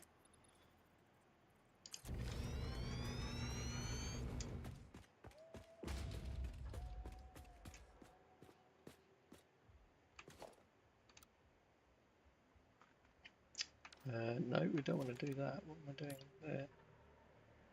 I can just middle mouse click, and I still, to this day, so ridiculous, but I actually still click the delete button first. So 1, 2, 3, 4, that'll be the 5th there. So let's take that.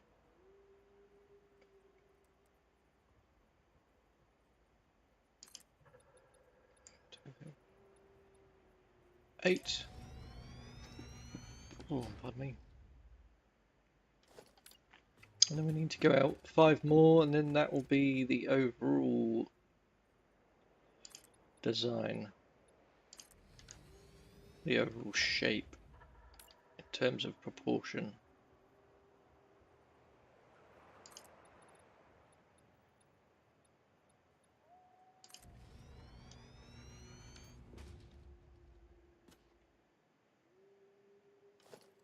That is rather bright in the eyes, weirdly enough.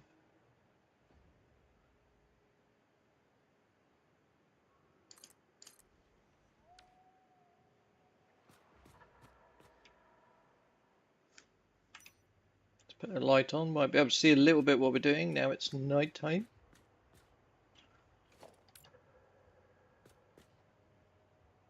Hopefully that's not too dark on screen for you guys to see what's going on.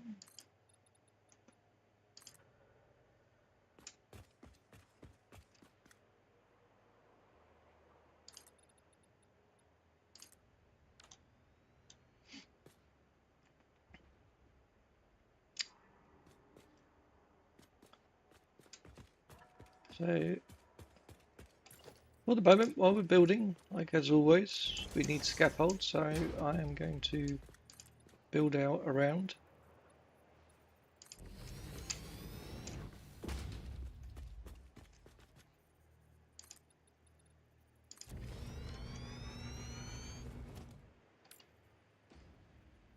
Headphones are beeping at me again, and I don't know why. The battery is fine. What's going on?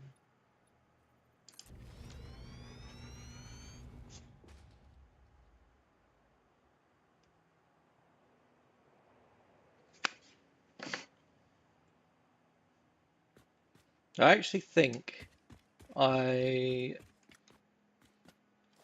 think the headphones are Bluetooth still to my phone for some reason, which I've never used my headphones with the phone, but I believe that's what's happening.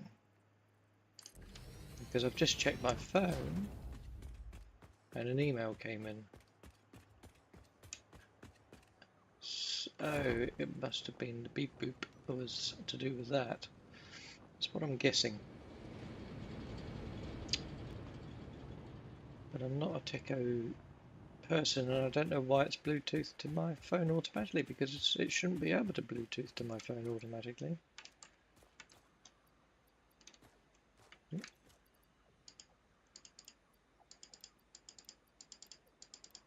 can see why steel's going to go so quick, and we may need to get steel production going again to carry on this build, but I will do that probably off stream. So and just get that reorganized. I think today the main key thing for me today in this stream was really to just try to get the overall proportions of this sorted, the basic shape, and then we can go into the next phase of it, which is layout, basically, in terms of trying to work out where everything's going to sit within it. And obviously we have a rough idea with this here, as I said, with the 2 floors. That's going to give us effectively 4 potential spaces for assemblers, but I actually believe we've got so much space in there. Even if I want to do my 20 assemblers roughly, and the reason why I came up with the 20 assemblers was, let's just do the maths on this. Smart plating, it produces 2 per minute. If we overclock even just to double, well, say no, we're going to say triple. It produces 5 per minute. So my idea was that we produced 100, basically, a minute. And I mean, we've got 50,000 to make. So even if you do that, the maths on that, you got 50,000 divided by 100 is 500 minutes. So 500 divided by 60 is still 8 hours. I was hoping to hit around the 10 hour mark, which is about right. So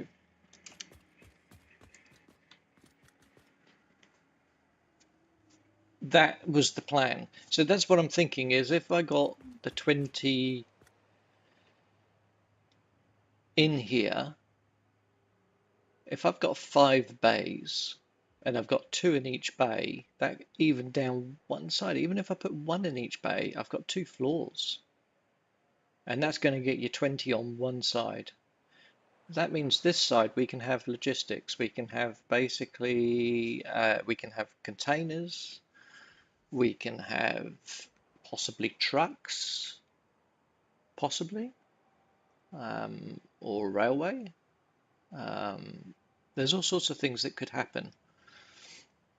And that's, at this point, I haven't worked it all out in my head. All I wanted to do today was get the basic shape framework sort of looked at in time, in terms of proportion, and yeah, and then basically we can go from there. So that will be the next stage of the game, which will be well, I'm not around for the rest of the week. Tomorrow I'm spending some time. It's public holiday here in New Zealand, and probably lots of places actually, to be honest, around the globe, being memorial of Jesus' death and all that. So I think that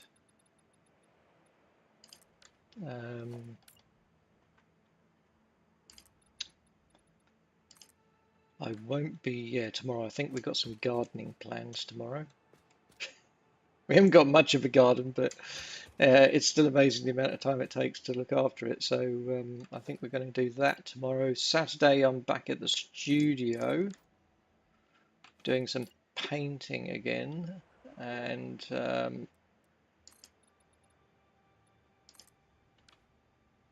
carrying on with that. So it will end up being probably Monday afternoon or or Tuesday again. So yeah, so we'll have to wait and see.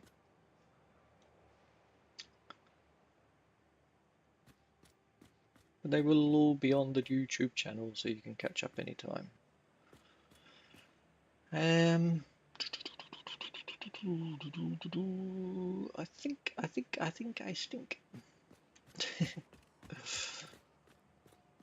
So how many is that? 1, 2, 3, 4.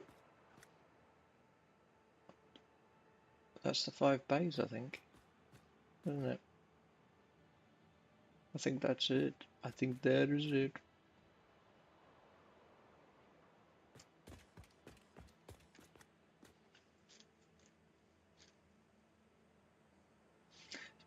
Yeah, and I quite like the overhang. We're going to end up having some footing coming down here, securing it to here, and then there'll be one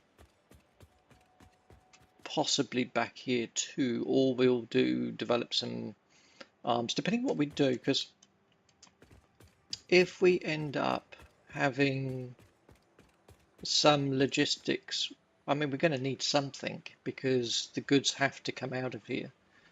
So whether we drop them down and go to some sort of rail system that comes through the northern forest area here, or whether we drop them down and then take them underneath through some sort of central column footing system and then drop them down here, which we could do if there's a railway line coming through the valley. And if it's a raised railway, it's, you know, up at a certain height, like this height here, that could work too. And all of those things are the things that I am desperately trying to get my little pea brain head around.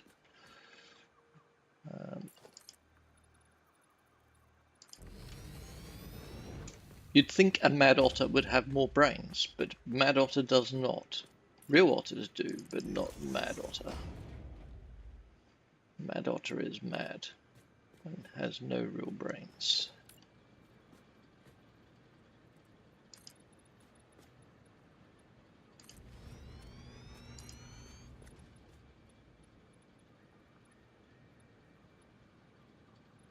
One more, not two. Oh, okay, okay. Play the game.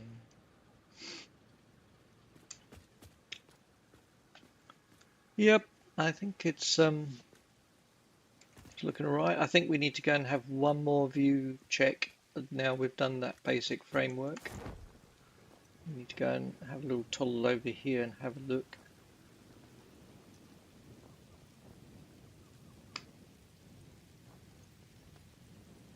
Got about an hour left on the stream. I'm doing about 3 hours today, roughly. Approximately. And then I shall be disappearing.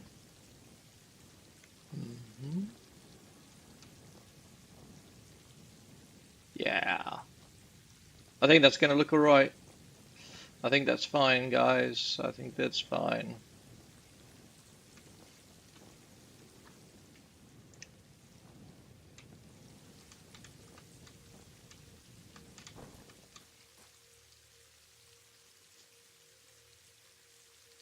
I think proportionally, it looks like a nice loaf.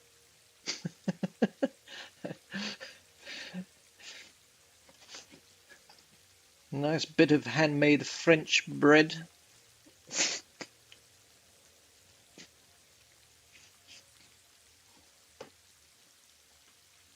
Which I can't have anymore because of flipping gluten-free nowadays. Not out of choice. Post-trauma from earthquakes. But anyway, yes, it's not a bad size. It's not like a humongous factory. which is, I don't want one for this, for smart plating alone, because the idea on this map isn't I'm trying not to have like mega size factories. I'm trying to do some really cool builds and keep them more of this sort of size, so that we can have the vertical ones doing all the basic, you know, component stuff, screws, whatever, blah blah blah blah. They can be then drafted into effectively this sort of type building, and then we can from here produce the next series of components, and they're going to be dotted around the map at various spots, and then the logistics are going to pull all of those bits together and take them to a central storage. That's the concept. Um, from there, they will either be sunk into the awesome sink if they're not needed, or there's an overflow, and or they'll be then shipped off to go to another factory, basically to be used. So I'll keep in the central storage. There'll obviously be a certain amount of storage there for them to have a stock to allow for flows and webs or any delays on the railway system lines, because I think it's going to end up quite a complex railway system. When you look at the random nodes, and this is only like half a map, third of the map. Um,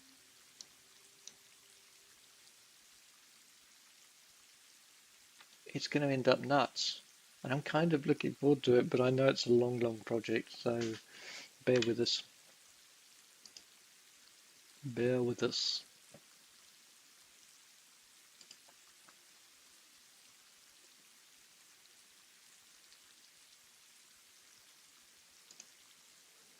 Okay. I am happy with that.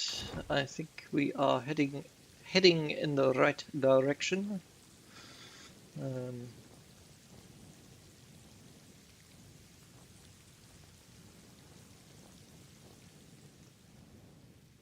I have this sort of thing in my head, the look of it in my head, and I can't explain it. So you'll just have to wait. Where the ladder is over here, isn't it? Yeah. It's hidden on side view on the render until you get close.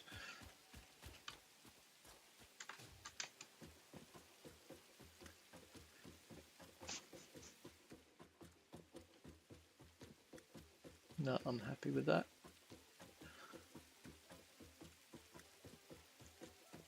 And we are going to need a lot of quartz. There's the clue.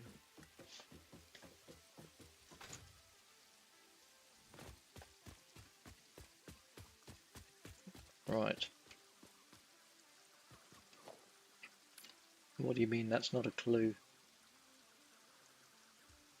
Should be.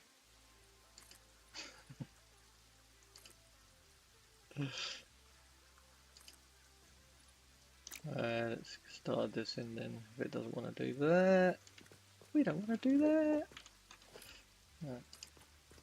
Just got to keep doing these scaffolding stuff at the moment, because otherwise I'm going to run into real difficulties.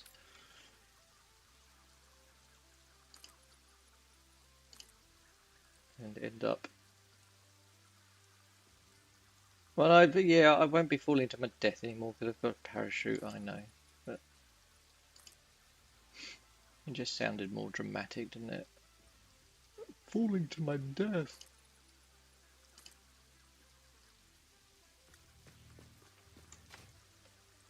There was a story many years ago, many years ago.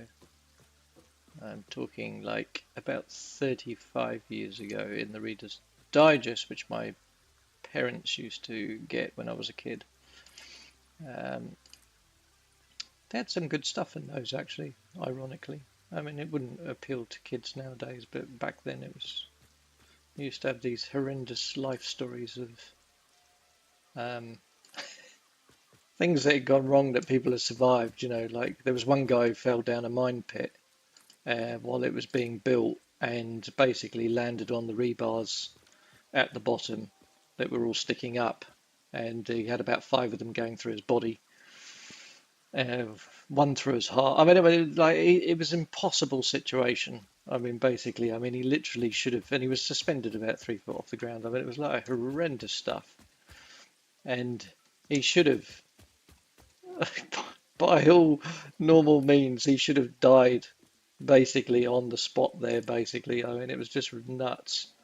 But somehow he survived it, and they got him out, and and he lived to tell the tale basically. But the funny part of it, well, I mean it's not funny at all, but it was just like the irony of it was when they asked him when the fire crew got down there to cut him out basically because they had to cut the rebars obviously to you know get him out, airlift him out, and they said to him, are you feeling any pain? And he went, no. He said, just a little bit of burning sensation. He said, when you're grinding the rebars as they're heating up.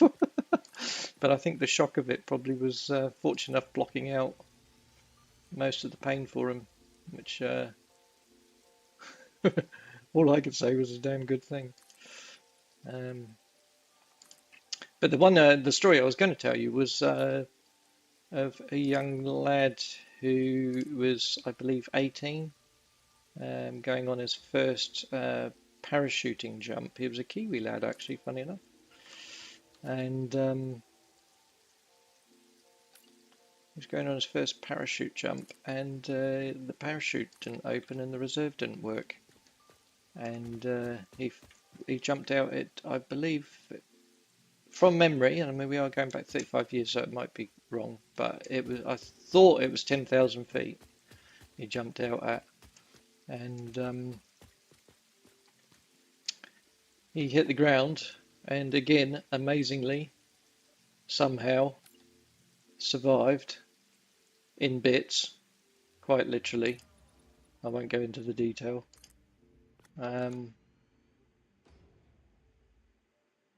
And they patched him back up, basically sewed him back together again, and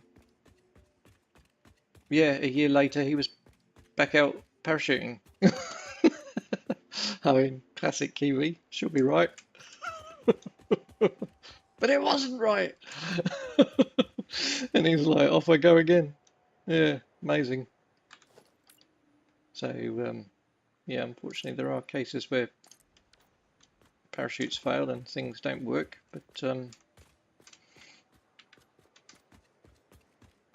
there's a few exciting YouTube videos you can see of parachutes who, GoProing as they go and stuff, where stuff goes wrong for them. It's always super exciting watching them, particularly when you know that they sort of survive it, but I don't like the ones where they don't, because obviously that's not nice. It's always tragic, a loss of life, but I guess that's the risk you take. But there we go. So, okay, we got the double framework in. I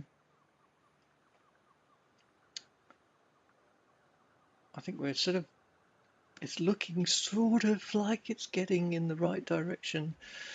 I get really excited, I must admit, at this stage of the build, because I'm sort of like pacing up and down, checking it all out, trying to work out whether it's going to be right. Because once it's done, once you've set this framework in place, pretty much you have to work with it. That is it.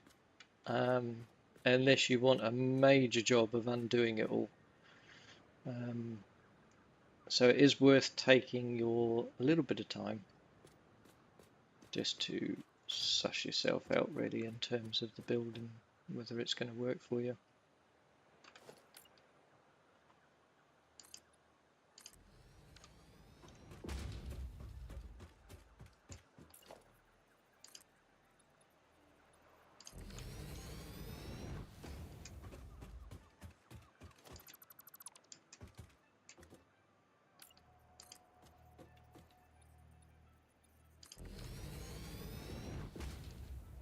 Hello ladder down there. We could probably get rid of you and put you elsewhere actually.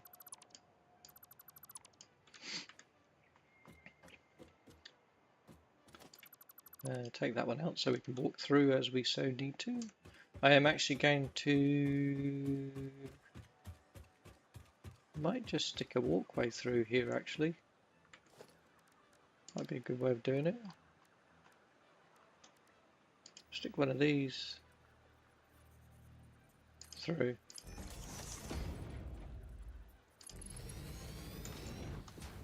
It means when you're walking you don't fall off as well. You know, so I can actually work in here, and I might do layers of them. Do another one sort of like up here sort of thing going across as well, just to help. I generally, in a lot of the builds in the past as well, I've actually built catwalks and stuff into the build so you can actually walk around the factories at different levels.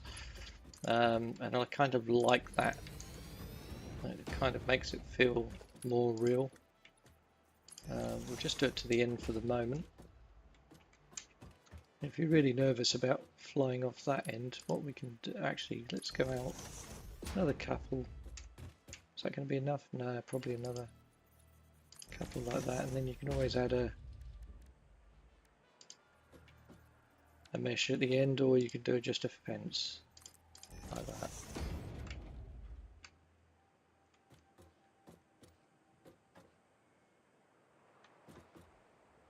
Point of detail, it's little things like this that actually irritate me. It's my OCD. It's like, why didn't they make this railing on here so that all this was, if you put it together like this, it's flush. Do you know what I mean? Yeah. You get where I'm coming from? But anyway, it is me being pernickety.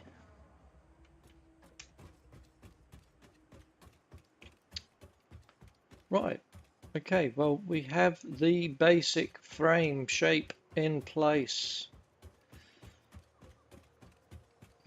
which is very exciting. And I do believe this is going to be our first floor here.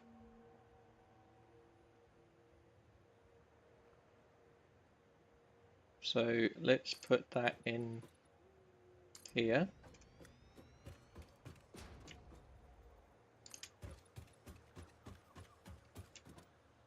So what I've got to work out is once we, and then we need to take out that piece and stick that in there. We do that on all of them. And then I'm thinking in between we can have the concrete floor, or we could go the metal.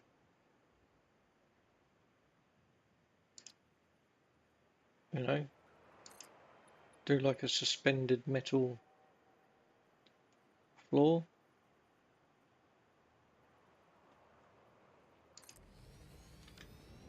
Like that. That might look quite good. And then now we've got all this architectural stuff, which is awesome. Of course, we can actually make things look a bit more like they're actually supported, you know. I wonder where that comes down to. Does that come down to there? Awesome. So you can do stuff like this, you see, which is great.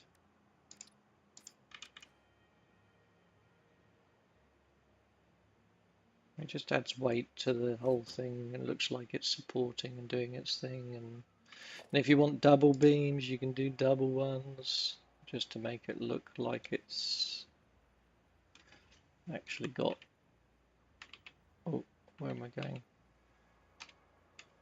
There. Because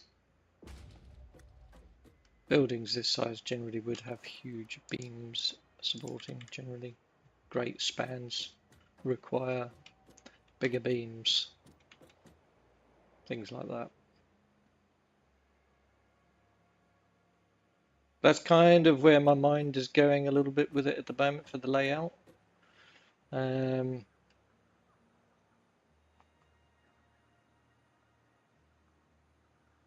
What we might do actually here, just for the sake of being able to process some stuff here, let's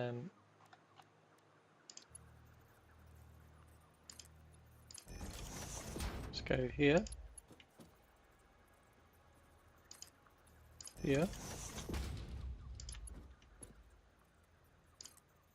here.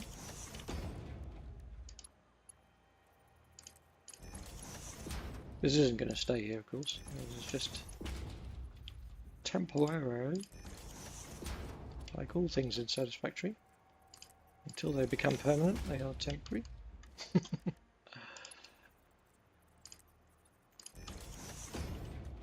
There we go. We now have another platform.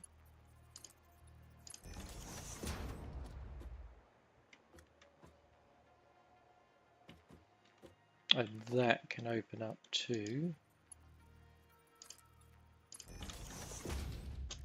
another walkway for building. Like that. And what it means is you've got access up here to walk around. So what I'm thinking is if we've got these bays, we've got 1, 2, 3, 4, you see, by 3 was, and we said we only need 2 by 3 for the assemblers. This possibly the part could be done in a blueprint, but to be honest, I should really, to be honest. I should.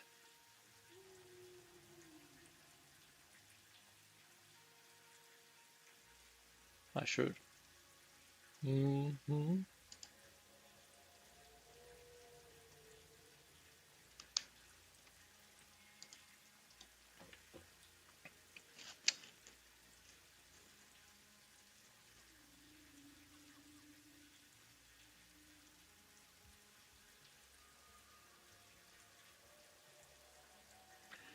Because the other thing,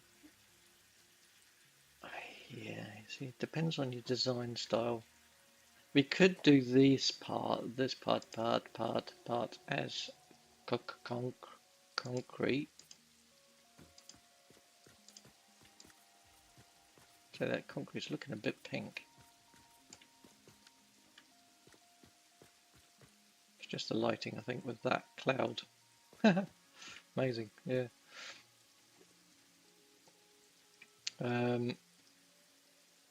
And then in the blueprint machine, we could use these to raise it up a fraction like that and sit the actual machines over the top.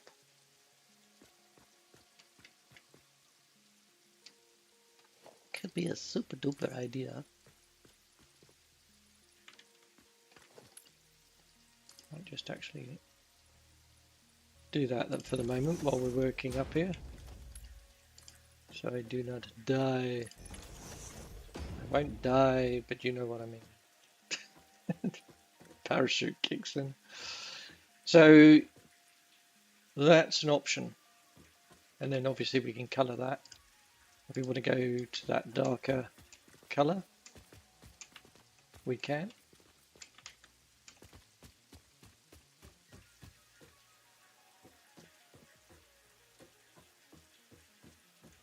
And then we can have the steel work above. So below you'll see the concrete. Below you'll see the concrete, and then up in the actual factory you've got like these steel plates almost that the whole thing's sitting on basically. And it gives a little bit of relief away from where perhaps the walkers are or factory carts are zooming around or whatever.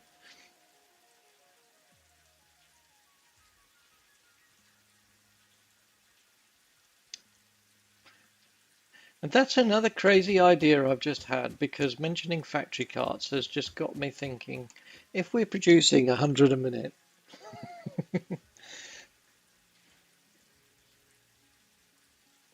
how many factory carts would you need?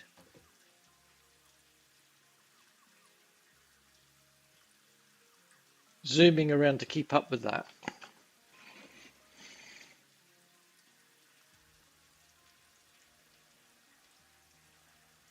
Can a factory cart pick up and deliver? I've never actually tried it. Never actually tried it. I know you can put stuff in them. I know the factory cart you can, once you make them, you have to make them, of course, but I mean, can you imagine a factory here with literally this like middle center being used as a roadway effectively, or down this side? You've just got factory carts zooming back and forth, basically delivering. It would be crazy. Be fun. Be like a load of ants. Probably frame rate would probably go down to 1 or something stupid, but I don't know how many we'd need. Can I even do factory carts yet? Can I build one? Not there. Wrong workshop. I don't think I can. I don't think they're unlocked yet. Why are they not unlocked? Let me ask myself. Are they under the... Yeah, factory cart. 10 tickets! Really? You can automate them. It's got a factory car vehicle path, so you can automate them. 10 tickets. Flippin' heck, that's a lot of tickets. We do have 3 tickets. We could get the boom box, and then we could actually play some music as well while we're doing it. While we're building up on the scaffold, we could be like true builders. Oh, we've only got 2 tickets. I thought we had 3. Damn. Oh well. I'll have to wait. I'll have to go on a scavenge for next time. Go on a big hunting trip. I think that will look alright though. But yes. Can I get a blueprint machine under here? No, I cannot. It is still too big. Even the small... missing frame modular frames. Okay, let's go and get those. Modular frames. Yep. 5 does not cut it. Sorry, mate.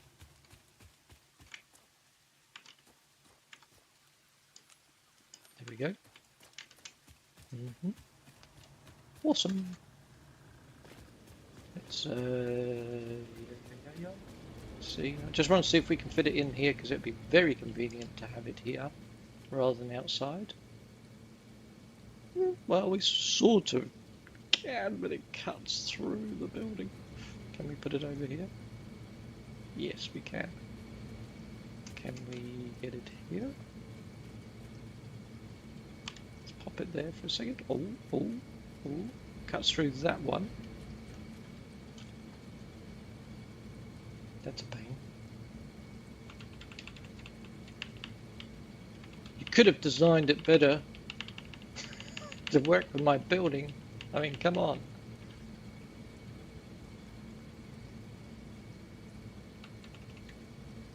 But that's all right. We can get rid of that. Okay, let's get rid of that fella. Oh, you're new. You might have to become some... that's pure. Yes, that is going to be an iron. Well, is it though? It's probably not, because it's not good. It's going to clash. Oh man, I've made a boo-boo, haven't I? So unless we take this frame out and extend it one more that way, I think that's what's going to have to happen. I think we're having to go out the other way direction a little bit more so that we've got clearance here, because we are going to need 1 iron factory here.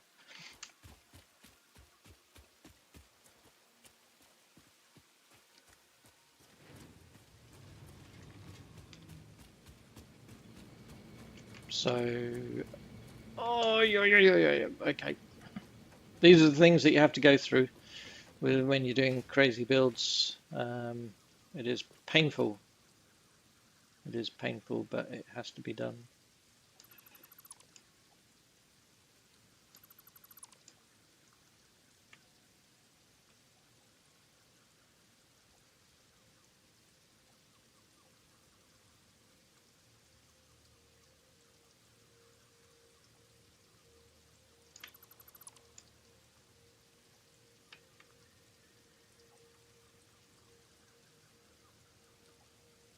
So we need to go one more the other direction.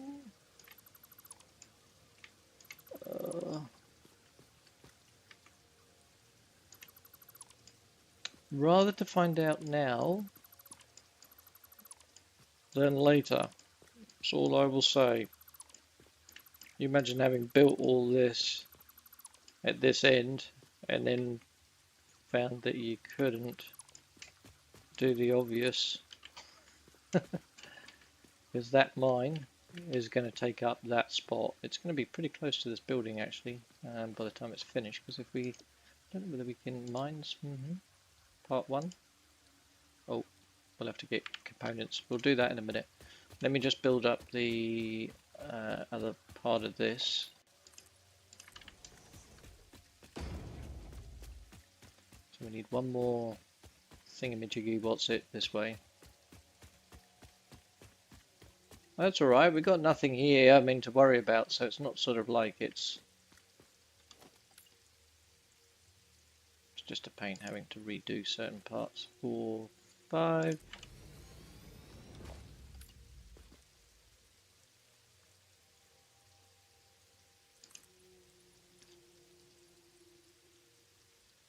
Eight, and we're going to need to come out beyond again.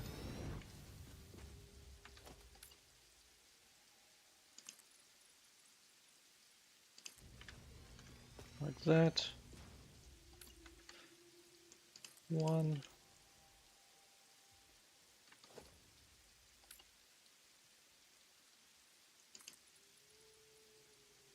8.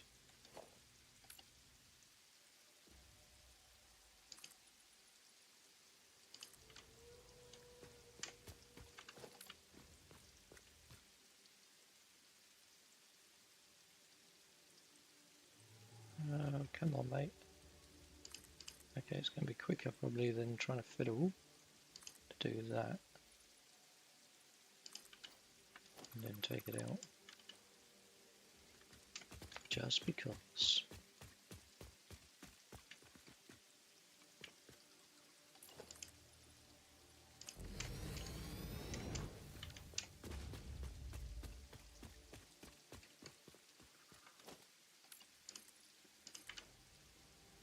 Okay.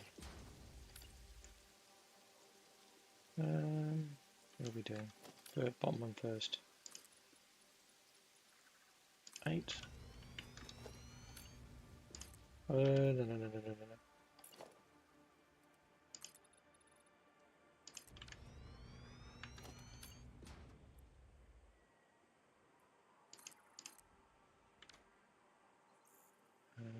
Top one first. Okay. Yes.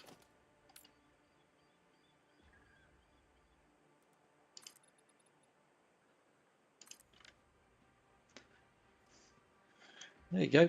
And if you're doing builds like this, you will find that sort of stuff happens. You'll find that partway through you come across a problem, and it'll be like, what do we do about this or do that? Because you can't always preempt everything. And it's even like with me, I know, as I said, I fly a bit by the seat of my pants, basically.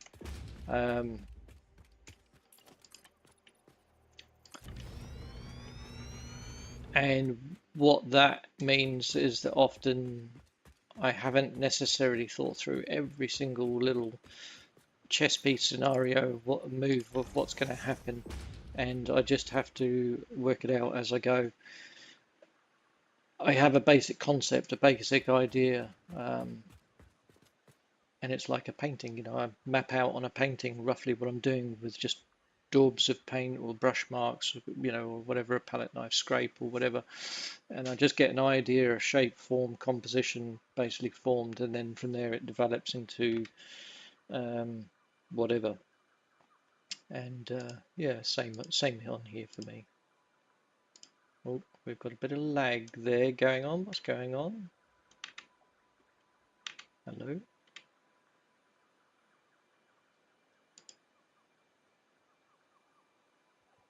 Wow, okay. Nasty bit of lag there for a minute.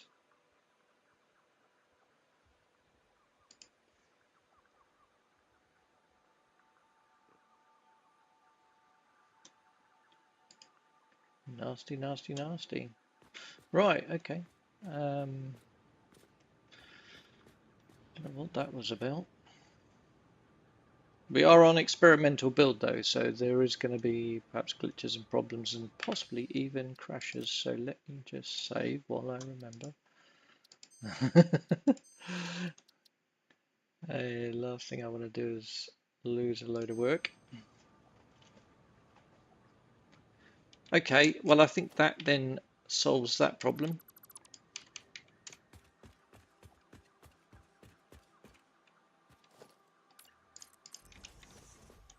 Very good, very good. That means we can now probably put down that blueprint machine as well now.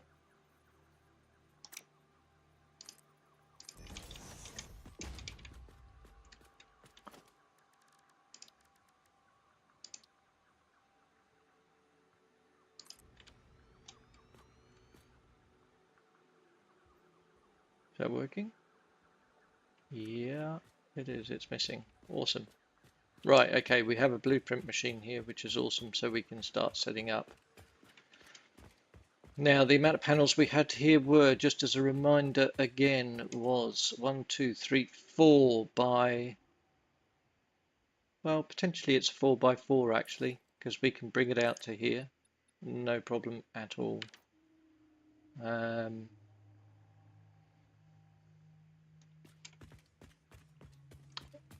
But yes, we probably only need a 3 by 4, but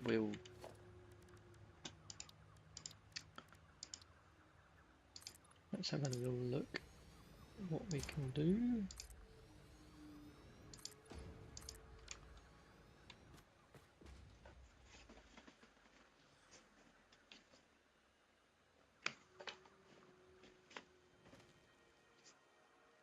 Got about 10 minutes roughly, and I'll be calling it quits for today. We've achieved quite a bit though. I'm actually quite pleased with that. We've deleted the old starter factory.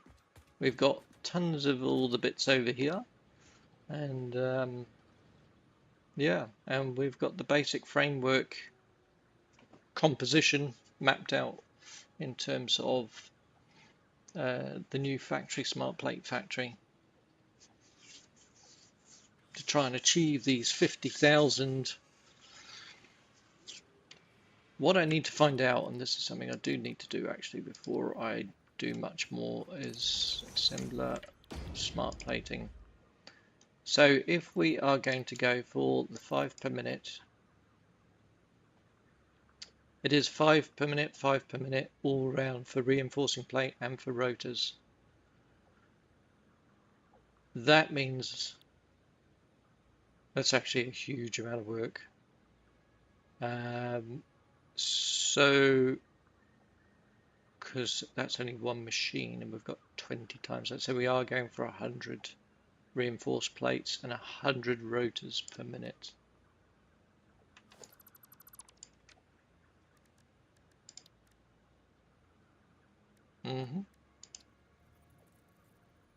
So this is something I did on another map of mine a long time ago. Parts. We need 100 per minute. You can make notes, of course, on the other side of the screen, but I also like the visual aspect to it. But I need to make 100 of those.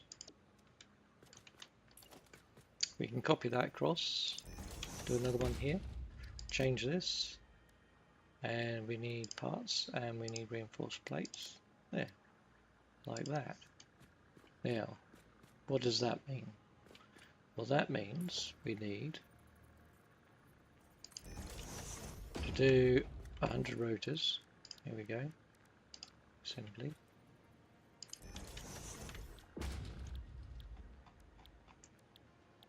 So the most effective way of doing rotors, that's 3 copper and screws. Okay, that could work.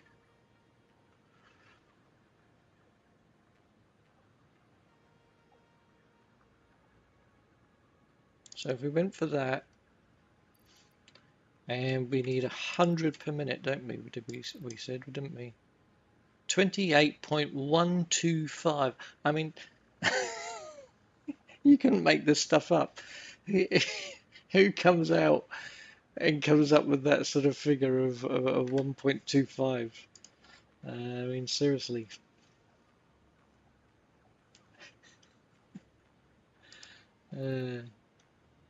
Okay, so we have to change this to a much more sensible number, like 25 per minute. And that means we need 4 then of those being made. Now look at the amount of screws required. Okay, so we need, just for rotors, we need 1,000 screws being produced to know we're safe. No, no, that's wrong. Oh, I got that wrong already. We need almost 2,000 screws.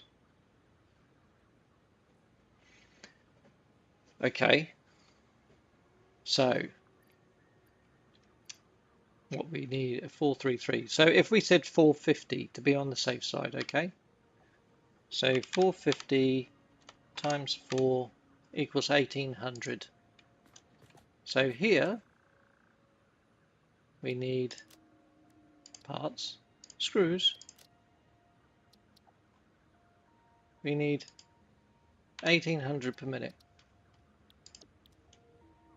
That's okay, because our little screw, oh, pardon me, factory. Oh, that's a problem here. This is a, yeah, because not only we've got the mine here, we've also got the screw factory.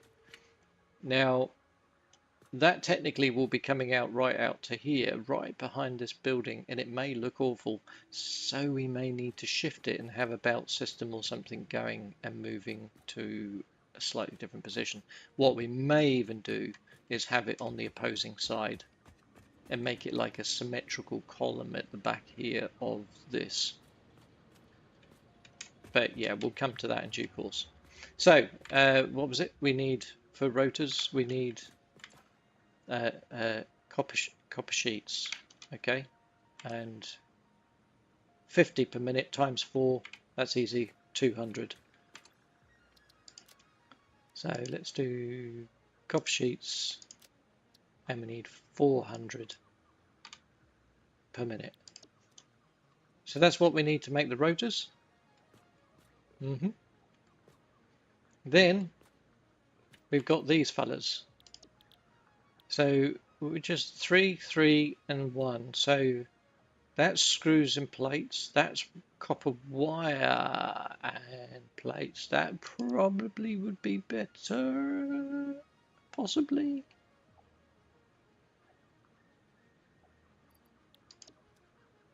What we got around us.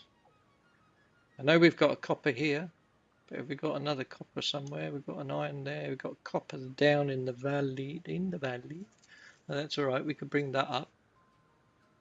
Okay. Let's run with the copper, because if we can't get enough out of this one copper, we're going to have to resource pull out of the other one. That's, yes, okay.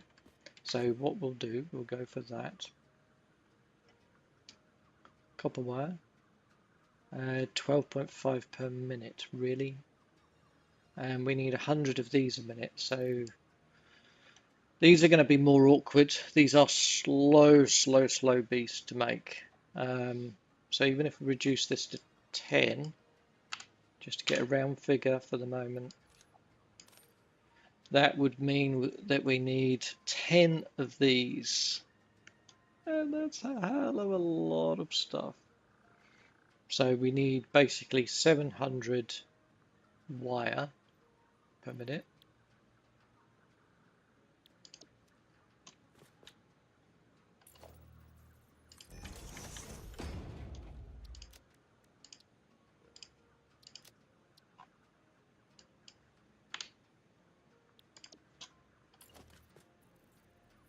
And then iron plates.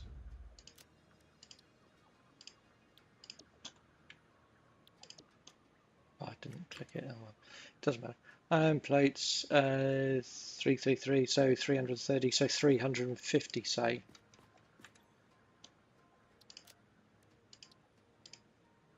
Select icon. And those we need 350 of a minute.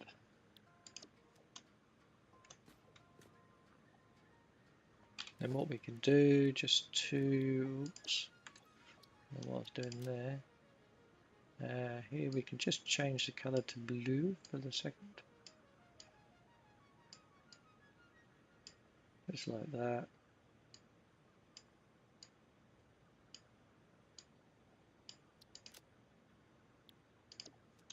Just so that we know we've got a point of difference here, what's going on.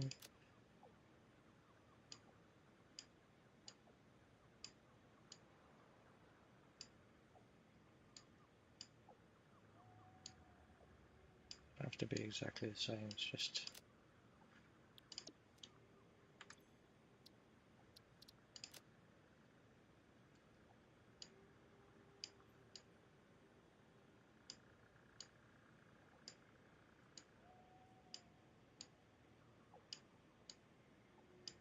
there we go, like that. And that just gives us the readings we need then. So, oh man, that's a lot of stuff. Well, we know I think the screw factory was going to produce roughly 2,400. So we know we've got enough screws. So that's cool. And it means we can probably knock off some of the overclocking there to accommodate that. So that will work. That will work.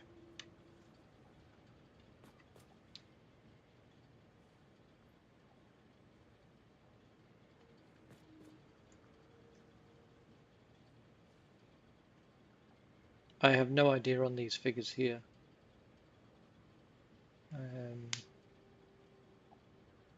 But I imagine it will be okay. It's just a matter of working through the process and getting the mines up. Okay. Well, that gives us the rough game plan to work with. But in basic terms, we're going to need 2 iron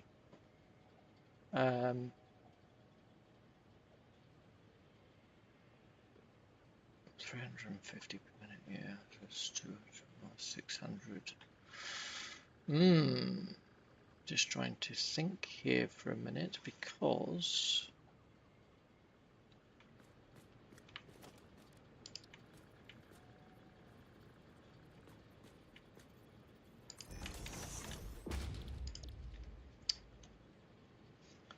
um, 50 per minute, 350. So we'd need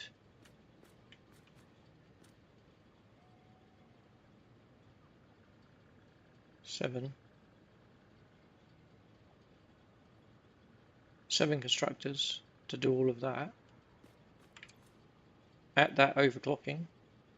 7 times 75, 525.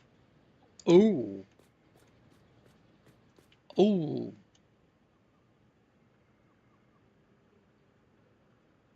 $525. What I'm wondering is whether we would have enough iron ingots out of the one factory, mine factory, on a pure node. We certainly, I think, would once we get up rated further up in the notchlands, but we can't unlock any of that until we've done this. So it's kind of pointless. We can't think like that. We can only think with level 3, grade 3 belts and stuff at the moment, and level 2 mines. Because that's all we're working with. We're working with a limitation of extraction rate of a maximum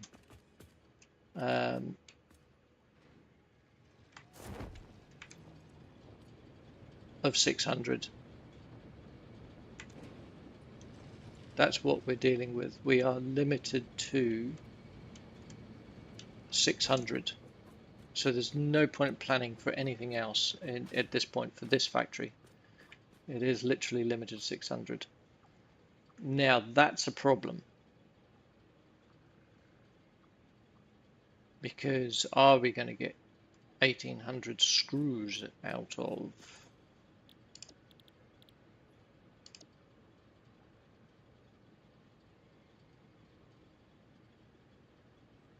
See, this at the moment is producing 125.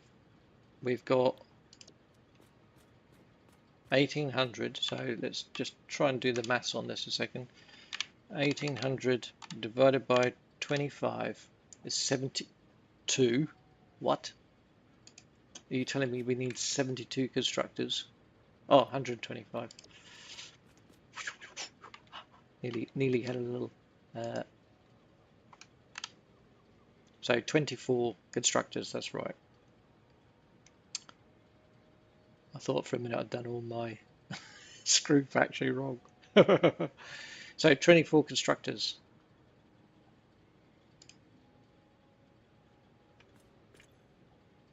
Well, in that case, it's spot on. That is going to be, the iron factory is going to be just that. That means we haven't got any spare for this, which means we are going to need a second iron factory to do the 350. We can make it smaller, but we do need it.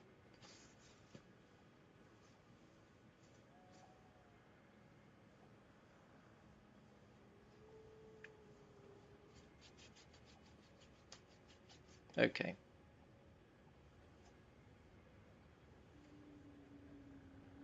Now, in the big scheme of things, all of these components would be made, sent off to a central storage system, and then brought back in. But because we're at the beginning, we have to utilize what we've got around us. And we do have a pure node under here, which I am going to utilize for the production of the screws. The plates, we can't use that one over there because it's conflict with this building, which is kind of a shame. But it is what it is. But there is one down in this valley, down in the valley, below us, down here. There's copper there, sorry, and there's iron up here, which is where we've done our demo thingy. So this iron we can bring in. We've just got to work out how to do that nicely without causing any problems. It may be truck, maybe the easiest way here because we have coal and we could set up a truck station because there's enough coal here to not only at the moment fuel these 3 here, but also to fuel the trucks. I mean, eventually these aren't going to be here, I don't think. And we may end up making a compacted coal.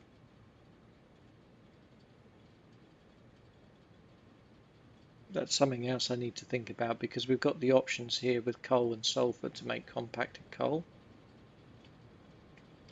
And if we do that,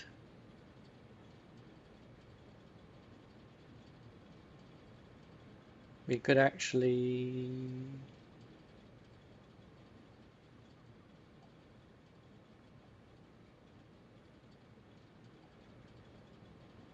yeah.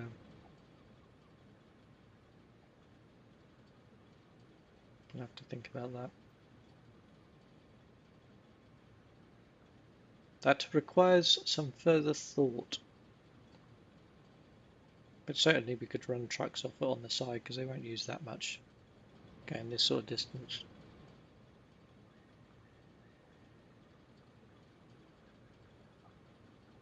Down the line to produce these, you could even have drones.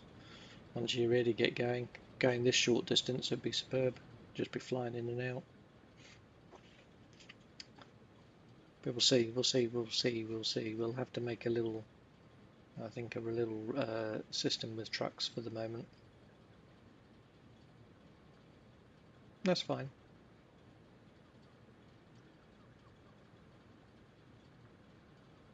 But I think that's the way it's going to have to work. The copper I'm not sure about, but we do have copper around. We have 2 copper nodes around, so we again can get easily the wire and the sheets done, I think. Let's just have a quick look. Alternative wire. That's 9 it produces. I mean, we could possibly even do that out of the same 56. So if we go back to 50 per minute, just to get some round figures here.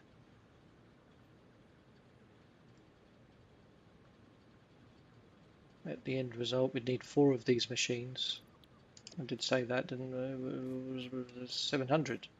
700, sorry. So we would need 14?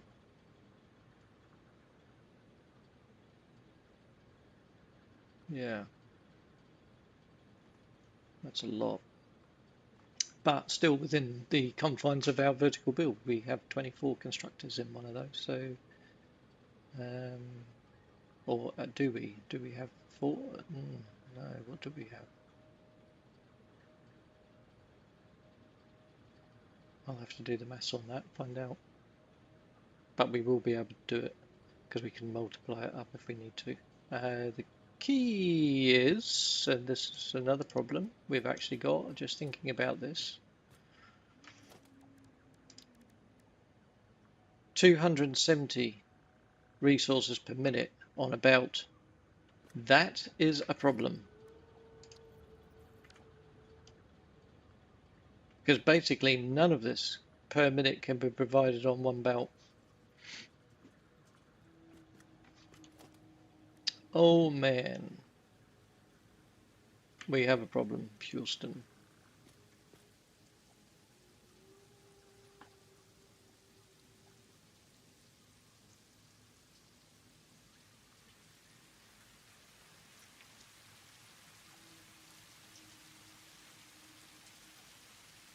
That is a problem. Because even if we are producing the 800 per minute inside the factory, it can't get out. It's going to backlog because we can only produce 270 on the belt.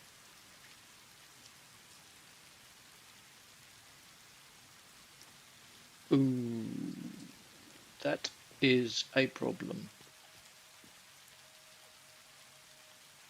That's a big problem. That ain't a small one, that's a biggie.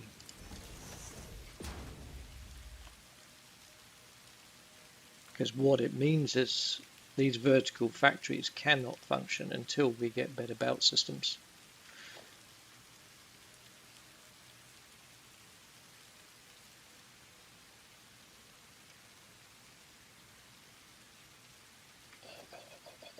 And even the top one only does 1200 per minute, and we need 1800 per minute on that one.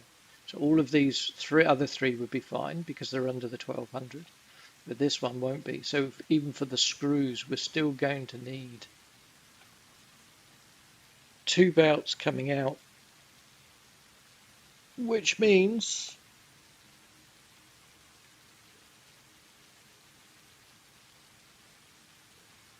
the screw factory needs to be redesigned.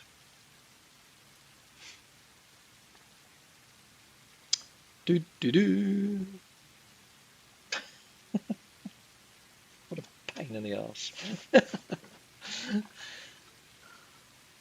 One major flaw that's come up,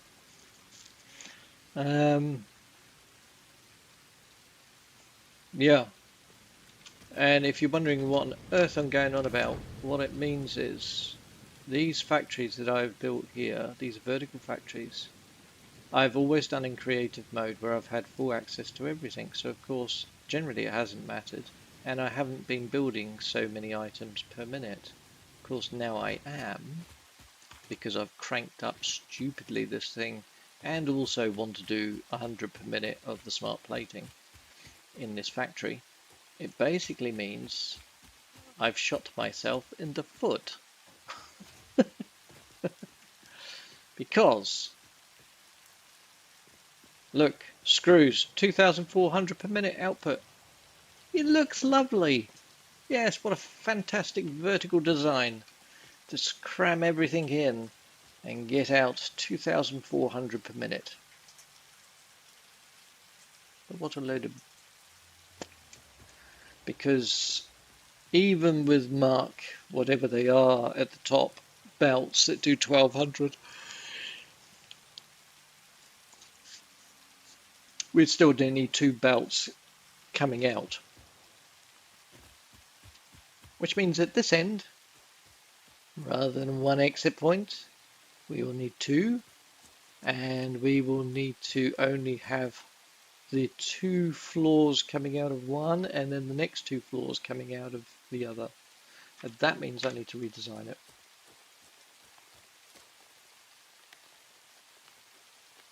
Unless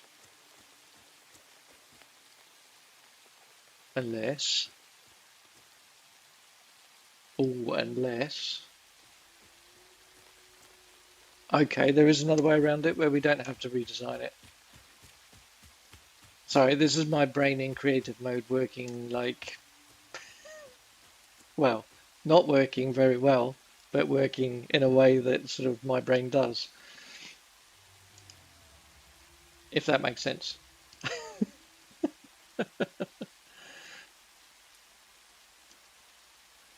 Ay, ay, ay.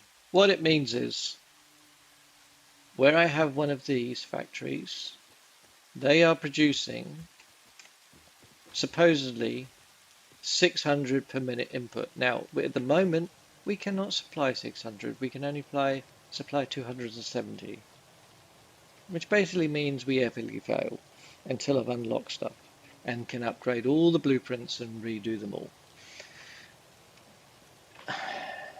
But in the meantime, rather than redesigning this with 2 exits, what it means is we actually need to separate this off. We need one sitting here and one sitting here.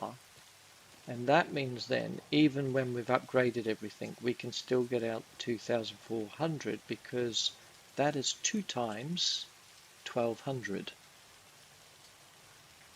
Which basically means we need 2 factories, here and here, being supplied by this fella here.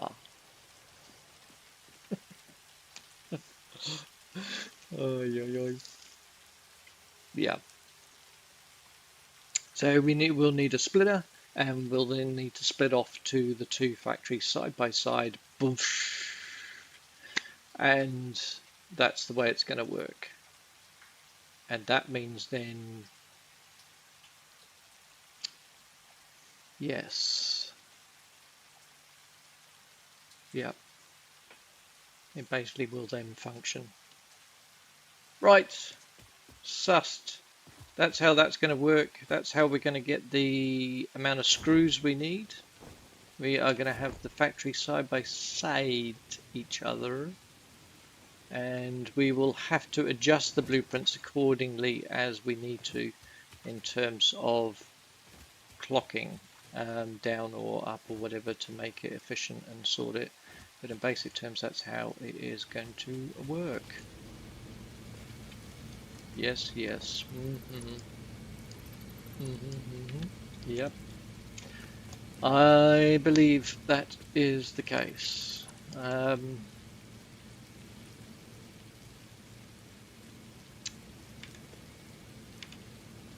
I think that's, yeah, that that is the case. I think it's the only way it's going to work. I cannot see it working any other way.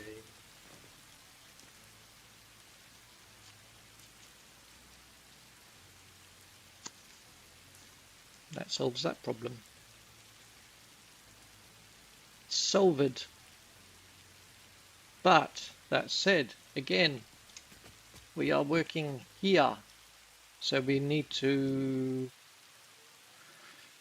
work out where we're going to have those two vertical factories sitting when they come out of the mine. So the mine might be here, but we may need to, oh, well, we could actually have them sitting nicely vertically, symmetrically to the center of this bit out the back here.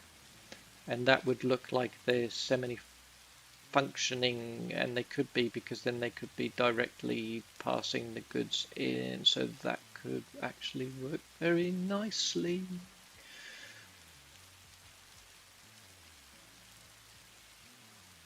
See, the Mad Otter is mad,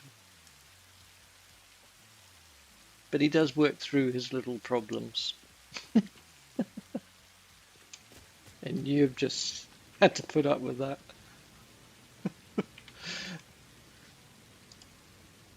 But that's the way it goes. Welcome to Satisfactory. Don't you love it? Well, I think that for today is enough braining and a brainstorming. And yeah, it's been a 3 hours 15 minutes stream. That's pretty good. But I do need to have a break. I need to have lunch, and I'm an old man, so I can't go all day like these streamers who are plugged into their bathrooms and kitchens and don't eat and drink and just, yes, you know, don't know how they do it. But anyway, so my brain is still working on that, processing what I've just processed. But I think we are going to be okay. So next time we will work on, if you watch this little screen here, to my left, your right, the main screen showing the framework, you'll see as I move around what is going to be done in summary. So next time we are going to build a little assembler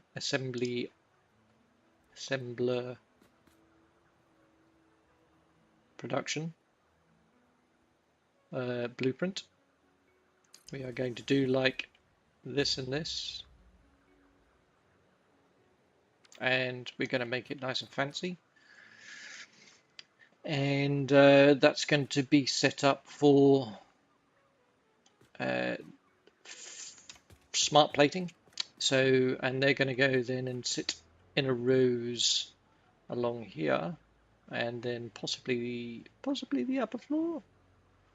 Or maybe we take the storage up and do the storage on the upper floor and have it on both sides. We'll have to wait and see how that's going to work. But yes, in basic terms, that's the basic idea. What's good is that we do have a basic shape designed, and very happy with that. We do have a basic design shape, and we have a rough idea of floor space and how it's all going to work roughly. So super happy. And we also now have some figures to work with right here. And in summary, yes, we had a mental breakdown because we suddenly realized the stupidity of my design when we are working with only level 3 belts, which only transport 270 resources per item, so none of this can be done on one belt, which is very annoying. Um, so we're going to have to work our way through that because we are going to need 2 belts for every item as a minimum. 270 for these two, 270 for those, so it's 2 for those, 2 for those, then it's going to be more for that and more for that until we can upgrade. Yeah, it's going to be a bit of a hellhole, but there it is. It's the way it is. Not a lot I can do about that. We have to work around it. It's the problem for me working for the last couple of years in creative mode pretty much, and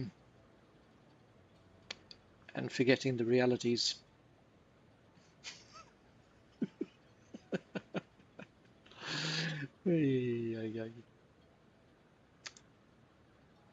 Well, thank you very much for watching if you've been lurking in the background, and or if you are watching this after it's been done. We do appreciate.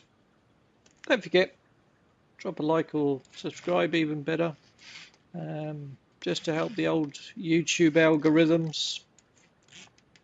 Not that I'm earning off it, but it does help just build my base so that YouTube, because YouTube now have a thing where if you are basically, from what I've heard anyway, I'm being told by some streamers, if you are not basically doing much on YouTube and don't have much content, they are going around deleting accounts pretty much, and getting rid of you. So they're wanting people who are basically paying. Yeah, that's what it boils down to, money. And of course, you need, I think it's 1,000 subscribers before you can even do like paid ads or anything like that. Not sure. So I've got a way to go. I'm on 269 and I do appreciate you all. I do. Because you've stuck with this despite me not being active for the past year pretty much due to various reasons. But I am back and I'm going to be doing a little bit more. So hopefully you'll stick with us and we can keep adding to those numbers. But there we are, enough waffle from me. I think it's time we departed. So enjoy and take care.